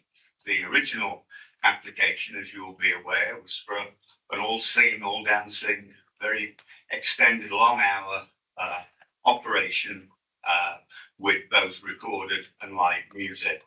I guess as a result of the applicant being aware of the level and number of objections to this, this has been continually I would describe it as an evolving application, I think almost up until yesterday. It's clear to me that the original intent of this operation was exactly as was submitted in the original application. I looked at the premises. It's now morphed from a bar, although I think that's still the title, into a family-friendly restaurant. I walked through that restaurant yesterday, both inside and out. It displays anything but a family-friendly environment. You're looking at a concrete floor. You're looking at scaffolding-supported benches running the entire length of the bar. For me, that shrieks it's a bar, and it will be used by young adults, which is fine. And to echo the comments of some of the previous speakers, it's fine to have an establishment like that, but not in this location. Thank you for being short. Anybody want to reply to that? Yeah, I mean, I think it's fair for us to say, and we'll openly admit that we have evolved what we've done because we've listened. You know, how many times have we invited you to come down to site? I'll be really honest, I don't see any of the faces here who actually came down to see us. We have evolved. You know, the design of the restaurant has a contemporary modern feel to it. If you interpret that as just being a bar, that's not the case. We're trying to bring something different to Shrewsbury. We're trying to evolve Shrewsbury unapologetically, but for the better, not for it to continually stay the same, because we all need to live together. And I think that's what our idea is. Okay, then, thank you. Now that we've got through quite a few representations, I don't know whether you're noticing, but they're starting to sound a bit the same. So you've all got the chance to speak, but just bearing in mind, you may be just repeating the same thing, and is it worth it? So next, please. Gentleman in blue. My name's Gary Davis, and I'm a resident of Blackfriars. I want to make a particular comment about the seating configuration in the external area. If there were a number of discrete tables spaced apart for a small number of people, I can see a way that the noise could be contained. As the seating configuration is currently laid out, there will be a lot of people in a confined area. Those people will be located very close to each other. And as is natural, noise levels will increase and increase so that people can be heard by the people that they're with, as opposed to other people who are having conversations next to them. There'll be a natural escalation of noise. And as we know, that can only be exacerbated by the intake of alcohol. Now, the other point I want to make is that we live in a unique location around that area. It's known for its tranquility, which has been mentioned before. That isn't a privilege. People chose to move to that area because of its tranquility. Within Blackfriars, we have a meadow area, which is obviously it's outside. There are picnic tables there. There are people who sit there late at night, and it's beautiful, and you only hear birdsong, and that's all you hear. Amazing that in the centre of town, there is an area that tranquil. And that isn't a privilege, and it isn't something we should expect to change, because, as has been commented, we should accept change and expect change. It's why we moved there, and it's a unique part and a selling point for that area. Now, transmission of noise is amazing around there. As an example, the other night I heard some noise, people talking. I said to my wife, there's people in the car park downstairs. I'm going to see who it is. So I went to the window and I opened the window, and there were 4 people on the riverside terrace talking, and I could hear their conversation. I could hear exactly what they were saying. That's how noise transmits in that area. And if you talk about 50 or 60 people talking above each other, irrespective of what hours, there's going to be a lot of noise. Thank you, Mr. Chairman. Okay, thank you. Does anybody want to say anything regarding that? No. But I just remind everybody, it should be additional things and not what you made in the representation, the written one. So anybody else? Brilliant. Oh, sorry, sir. Yeah, one more and then the chairman. Thank you. Okay, sir, at the back, you got a mic.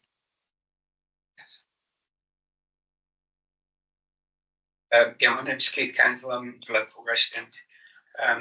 Everything that I've heard from about the application before today and today just suggests to me that the intent is to bring this beautiful, quiet location into the nighttime drinking scene. And I just think it is that there are so many places in the town centre that are more suitable to this type of application.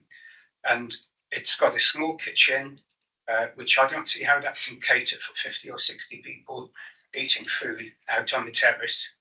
So the majority of the time, those people are going to be drinking and not eating. I don't know what the minimum spend is going to be in order to have a snack and then spend the rest of the evening there. But as I say, it just seems like the wrong type of thing in the wrong place. Thank you. Okay, thank you, sir. What do you want to say regarding that? Yes, in terms of the kitchen, I mean, we've invested like huge amounts of money to bring the kitchen up to date. We've also invested in a new extractor fan, which is coming this week, which is like a 6-stage like carbon capture filter system. So in terms of, is the kitchen adequate? Absolutely. You know, I don't know if you've got any experience in like commercial kitchens, but you know, more often than not, they are quite small and they are tight, and you know, you have to just make do with it. But you know, we are professionals and we know how to cook, and that's what we do. You know, this isn't. You know, everyone keeps saying it's a drinking establishment. Of course, you can have a drink there, but largely it's a restaurant. Okay, thank you. And then Mr. Harris.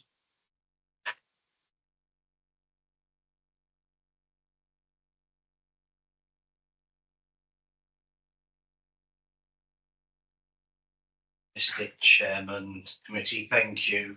I've got a number of things, if I was surprised, to add to my original objections, and I'm objecting on 2 of the 4 of the requirements under the Licensing Act, which are public safety and prevention of public nuisance. One of the first things I'd like to say, which is a bit weird, Mr. Brown, this is really unusual for me to say this, but I'd like to thank you for your application. It's identified how many of the lovely neighbours who reside in this quiet, sleepy part of town. Really weird, but thank you. So I'd like to go on to page 151 of the agenda. I understand that we can't display that, but that is what I call my pink map, and I've gone to the expense of putting that together. And on that map, it shows in pink the principal residences that will be affected by Mr. Brown's application. There are a couple of things on it that indicate the other licensed premises, which are some distance away. But I've indicated on there a 25-metre radius, a 50-metre radius and beyond. The reason for the 25-metre radius really deals with noise and smell. Noxious, I think they're called noxious something, noxious smells. In that application, in that drawing, there are approximately 51 windows within the immediate vicinity of the court and Watergate mansions. That's within 25 metres. All of those windows open on to the proposed area. Some of those windows, to approximately 10 of the flats, the whole of their windows open onto that area. They have no other alternative. Under the building regs, these are classed as domestic habitable rooms.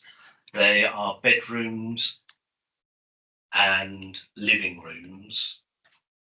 And so those people in those 10 flats that are immediately adjacent to the application, the drawing that the Mr. Brown has shown, have no alternative to get away from any noise.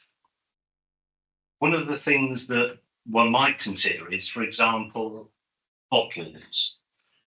Bottles that are being emptied have a decibel rating of 95 decibels. A jackhammer on the roads has a decibel rating of 85. So there are serious, serious problems with general day-to-day noise. But one of the things I want to highlight about that, first of all, is that Mr. Brown's application does not take into consideration section 27.2. There are 11 paragraphs of this. I won't repeat them all, you'll be pleased to hear. But the 27.2, I quote, the area, including what is around the premises and the wider impact on the licensable and non-licensable activities may have, e.g. proximity to residential properties. In Mr. Brown's original application and his revisions, there is no reference or consideration to this as part of the application. Now, noxious smells are a problem. We're talking about virtually 8 o'clock till 11 o'clock, plus or minus whatever we are on now. But as householders, we have the right to expect zero smells from commercial activities. And the huge amount spent on the kitchen on a carbon filter will not, and I repeat, will not make any difference to the smells that emanate from that building. That will affect people nearly 24 hours a day. May I also point out that some of these windows don't open, where the landlord has failed to maintain them, therefore endangering life and public safety. But ironically, a sealed window would make less smells. Section 27.2, now I don't want to go on, but it says that it also states sufficient information to demonstrate that the impact on the wider location has been properly considered. And that goes on to the further 50 metres onwards radius of the properties, the houses around us. So there are around 200 windows. And at the moment, you can't see a lot of those because of the leaves on the trees and time of year. But 6 months of the year, there won't be those leaves. The principles of those windows are from Watergate Mansions, Upper and Lower Blackfriars, and the Gay Meadow. And the court and the parade, where it sits there, acts as an amphitheatre. We've got a raised platform. We've got a raised platform where the licensed venue is proposed, and that sound carries over that platform across the hard surface of the water directly into the houses at Gay Meadow, where there are hundreds of residents. The people on Gay Meadow, and we've met them because of this application, can hear people talking on our balconies. So that's 150 metres, and they can hear virtually a pin drop. So any noise from that venue, either on the terrace or inside the terrace, beyond the normal opening times of the parade, will seriously affect hundreds of people. Now, I hope that gives you a bit of an understanding of that drawing, and potentially there are many clauses within the SCC's licence application that haven't been complied with in this application. My second fact that I would like to draw your attention to, I think is on page 152 of the agenda. And I've had to indicate a section of the building. With that section of the building, Alison, I just get the sense that you're about an eighth of the way through what you're going to say, and you've actually, within your written representation, done this map, you've done the graph. So this is an opportunity now to just expand a little bit on it, but we seem to be getting all the action sections and everything else, and that's not really what we need to be hearing now. Mr. Chairman, thank you. I'll be as short and sweet as possible. I don't know whether this would be the right thing to do, but with the objectors here in this room, just to give you an indication, if you don't mind, sir, I'd like them to raise their hand if you have lost sleep, worried and cried about this application. Can I ask you to raise your hand if that's affected you? So that's the members in the room. I'd like to also consider that we have lots of members, thank you, lots of members that have been worried about that are also in another room. Not only have we suffered in the last 28 days on this application, we have endured the months prior to when we have had to endure misleading information from the landlord's son, Jason Freeman, and Mr. Brown. What I'd like to point out to you, and you won't see this in your lives, but consider that one person faced with this torture that's only 7 metres away from their home. I'll not name her. She's 82. She's one of the nicest, kindest, spirited people that I've ever met. She's in extreme pain with her spine and burns. Let me tell you that she cries herself to sleep every night. That's how bad the impact of this is. Now, your environmental officer has already said that he thinks this is an unsuitable location for this type of operation. Other facts that I'd like to add, Mr. Brown has admitted knowing section 27.2. There's a question now on public safety. And I wish to inform your committee that Mr. Freeman's team, that's Mr. Freeman's senior, have bodged many fire doors within the building. That's in order to comply with the fire regulations. Now, I know the licensing committee has no jurisdiction on fire, but I would like to make you aware that the building shows Mr. Freeman's total lack of public safety.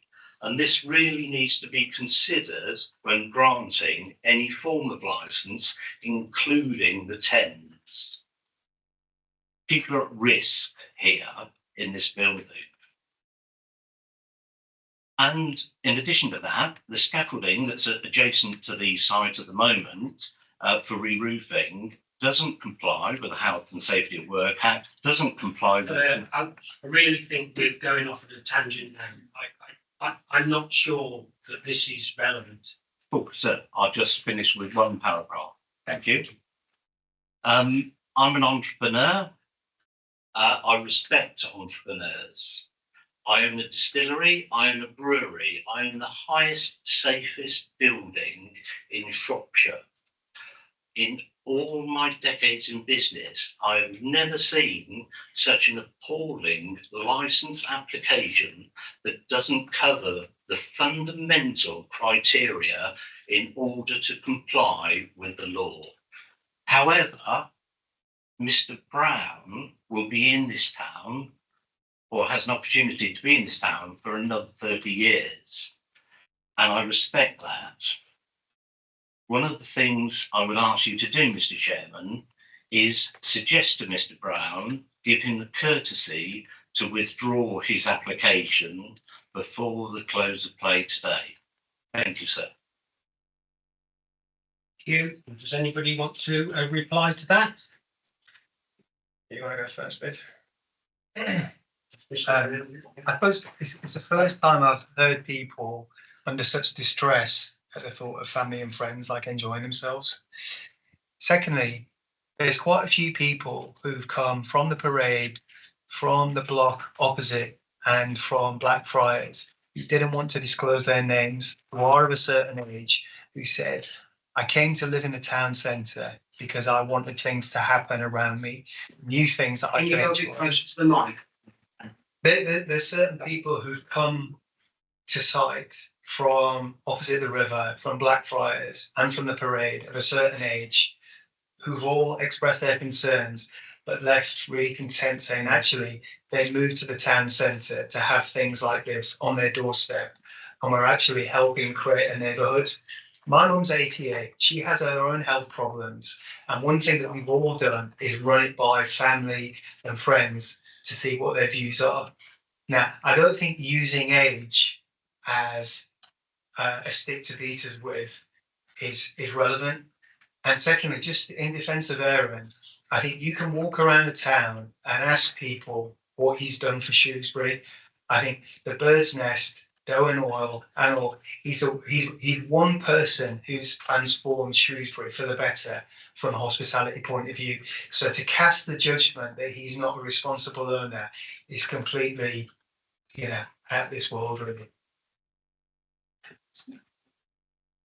Okay, thank you. Just to add as well, in terms of the canopy, I don't think that it's fair for you to cast judgment on a canopy system that you haven't seen. It hasn't been installed yet. It's been installed on Friday. To say that it's not suitable for the job, I just don't think that's fair. Rob hasn't seen it yet, so I don't think that you can say such a statement. And then secondly, just because there hasn't been any reference doesn't mean that we haven't considered all the conditions that we need to put in place. We've proven that we've done that in our other establishments, and we're going to do it again in Bobby's. Just that, nothing. If you can turn your mics off and speak, thank you. Mr. Chairman, could I just make a comment that I didn't make? No, I'm sorry, we're not going back to the representative. You've had your chance. Thank you. That's it. Thank you. As the landlord, we take the safety and security of the building very seriously. Ever since my granddad converted it back in the day, we've had a lot of the work that we've done. We've worked very closely with fire risk assessor, so we take this work very seriously. To say it's not up to compliance, it's just not true. And just to finish off, the person in question that you mentioned that cries herself to sleep every single night, which I'm sure we all know who it is. I don't think that is the case. Of course, we're not doing this venture to cause, the residents suffering. That's not our intention. I feel like there's two sides here, and it's like we're the enemy and we're going to cause nothing but upset to your lives. That's not the case. I mean, the person in question that you mentioned, I walked past, her balcony at 7 p.m. and I've heard singing, loud music from that particular site. I've also helped that person in question when she wanted soil and bits and pieces. We're not doing things to upset the residents. We're here to be part of the community, and of course there will be conditions that we need to look at in order to protect you guys as well. But it's not a case of we want this and we're going to stand behind this post until we get it. That's not our intention here. Can I say something? No, unfortunately not. There's not a right to reply to statements made. That's a statement of reply to somebody who's making a representation. So we'll move on now to closing remarks for each party. Each party will now be permitted a brief opportunity to make any closing remarks. This should not be a repeat of the case already made or discussions during the questions, but you may have some point to clarify or additional comments as a result of the questions and discussion. If you have nothing further to say, you do not have to speak. So, licensing officer, please. Thank you, Chair. I've just picked up a few points that I want to clarify, really. So, first thing was about the seating outside. So, to start off, as we're all aware, the red line has been reduced by the applicant, but the seating on the plan is not fixed. So, from a licensing point of view, any fixed furniture can be moved. So, we are more interested in fixed furniture, not furniture like tables and chairs that can be moved on the plans. Secondly, if I can just point you to my Appendix E, Section B, and then my notes. There's been discussions about the music, the recorded music, the live music, deregulation. Live music is slightly different to recorded music. And the applicant I've got here, because Vivek mentioned no music outside, he mentioned DJs. So it might be just something to clarify whether or not, with legal advice, that you would consider a condition with re-regulating the Live Music Act with the applicant. Other than that, I'd just like to come back through about why you're here today. So I repeat myself at the start, but you're here to consider and determine this application. And to do this, you may give appropriate weight to the steps that are necessary to promote the 4 licence objectives, any representations, the 182 guidance, the Licence Act 2003, Shropshire Council's licensing policy 2004 to 2009. You then may grant this application in full or in part, subject to such conditions deemed necessary and appropriate in relation to the 4 licence objectives, or you can refuse it if deemed again appropriate in relation to the 4 licence objectives. And that decision must be justified and provide supporting evidence after to all involved parties, and all parties involved can appeal your decision within 21 days to the Magistrates' Court. Thank you, Chair. Thank you then, Mr. Boland, Environmental Protection. Yeah, just briefly, I'd like to reiterate, it is a very quiet part of town with very low background noise levels, and that any sound generated from the site will travel, and it will have an impact on nearby residents and potentially residents further away. Okay, thank you. Mr. Craig.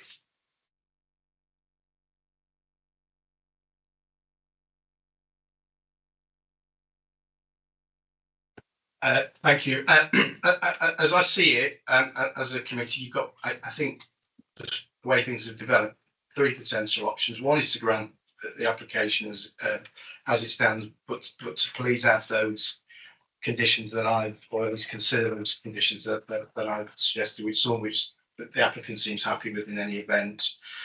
And the applicant has indicated that the business would be viable in any event with those. But there is a middle option, of course, which is you could exclude the external area. You've obviously heard lots of very passionate people here, lots of residents talking about the area being peaceful by design and talking very passionately about islands of peace and calm. You have within your gift is to say that no patrons will be permitted to use the external area for the consumption of food and drink at any time. Anytime licensable activities are carried on, which is the scope of any conditional license, you have that scope. You've heard those representations. You've seen how closely people feel here. Or the other option you have is to reject the application based on the fact that the application as it stood and that those concerns just simply can't be mitigated. You've heard from environmental health; they don't think they've said it's not a suitable location. And I would just again remind you about the 9.12 in the guidance. And I'll just say this: you often get representations, objections to licensing applications that are speculative in nature. There's no way anyone could describe these as speculative. These are people who live right on top of this premises, right next to it. And they are here in great numbers. 79 people have made representations, and a significant number of them have turned up today. And I hope that that speaks to you about how strongly they feel, and that they aren't basing this on some abstract notion or some fear that they have or some speculation that they're undertaking. This is based on their understanding of the location and the impact they feel this will have on them, which is based evidentially, not on some fanciful notion that they have. And so for those reasons, and I would invite you to consider the representations I've made on behalf of the people I'm here to represent. Thank you. Mr. Harrison. Thank you, Mr. Chairman. What I just Mike. This one. I'll drop them out. Mr. Chairman, thank you very much indeed, committee. Thank you for listening to us.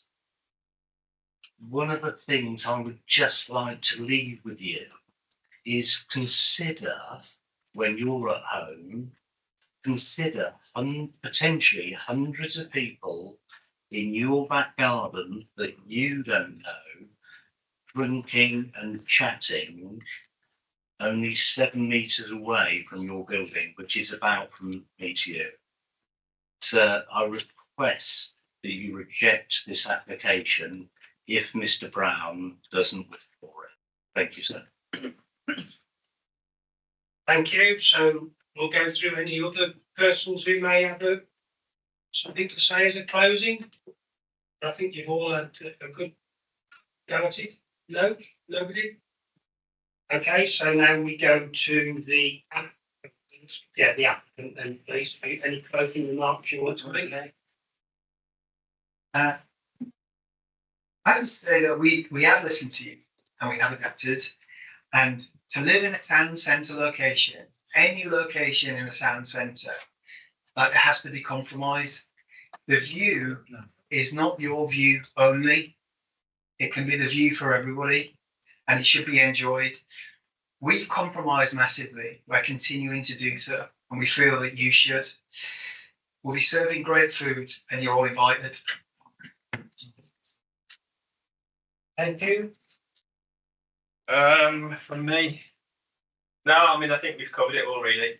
And just to answer your question, no, I'm not going to withdraw the application, but I'm more than happy, as we discussed, to have certain conditions in there. And again, I get it, you know, I live in Frankwell in a small cottage, and during the summer months, more often than not, I can't go out and sit in the garden because there's things going on in the quarry and the showground, and that's just part and parcel of living in town. Okay, thank you. Are there any points of clarification the solicitor would like to make?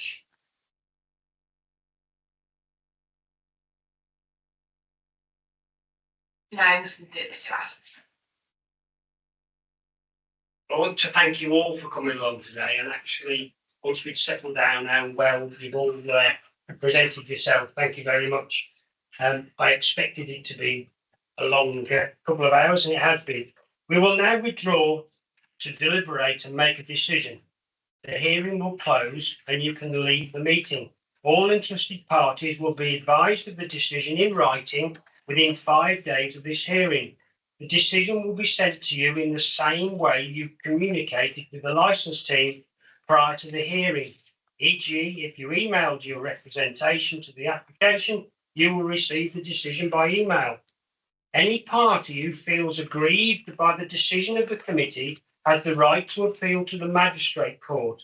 This appeal must be made in writing to Stafford Magistrates Court within 20 days of the notice being received. And that's, thank you very much, everybody. 21 days, what did I say? 21. Good day, okay. See, you're all the way to there. Thank you very much.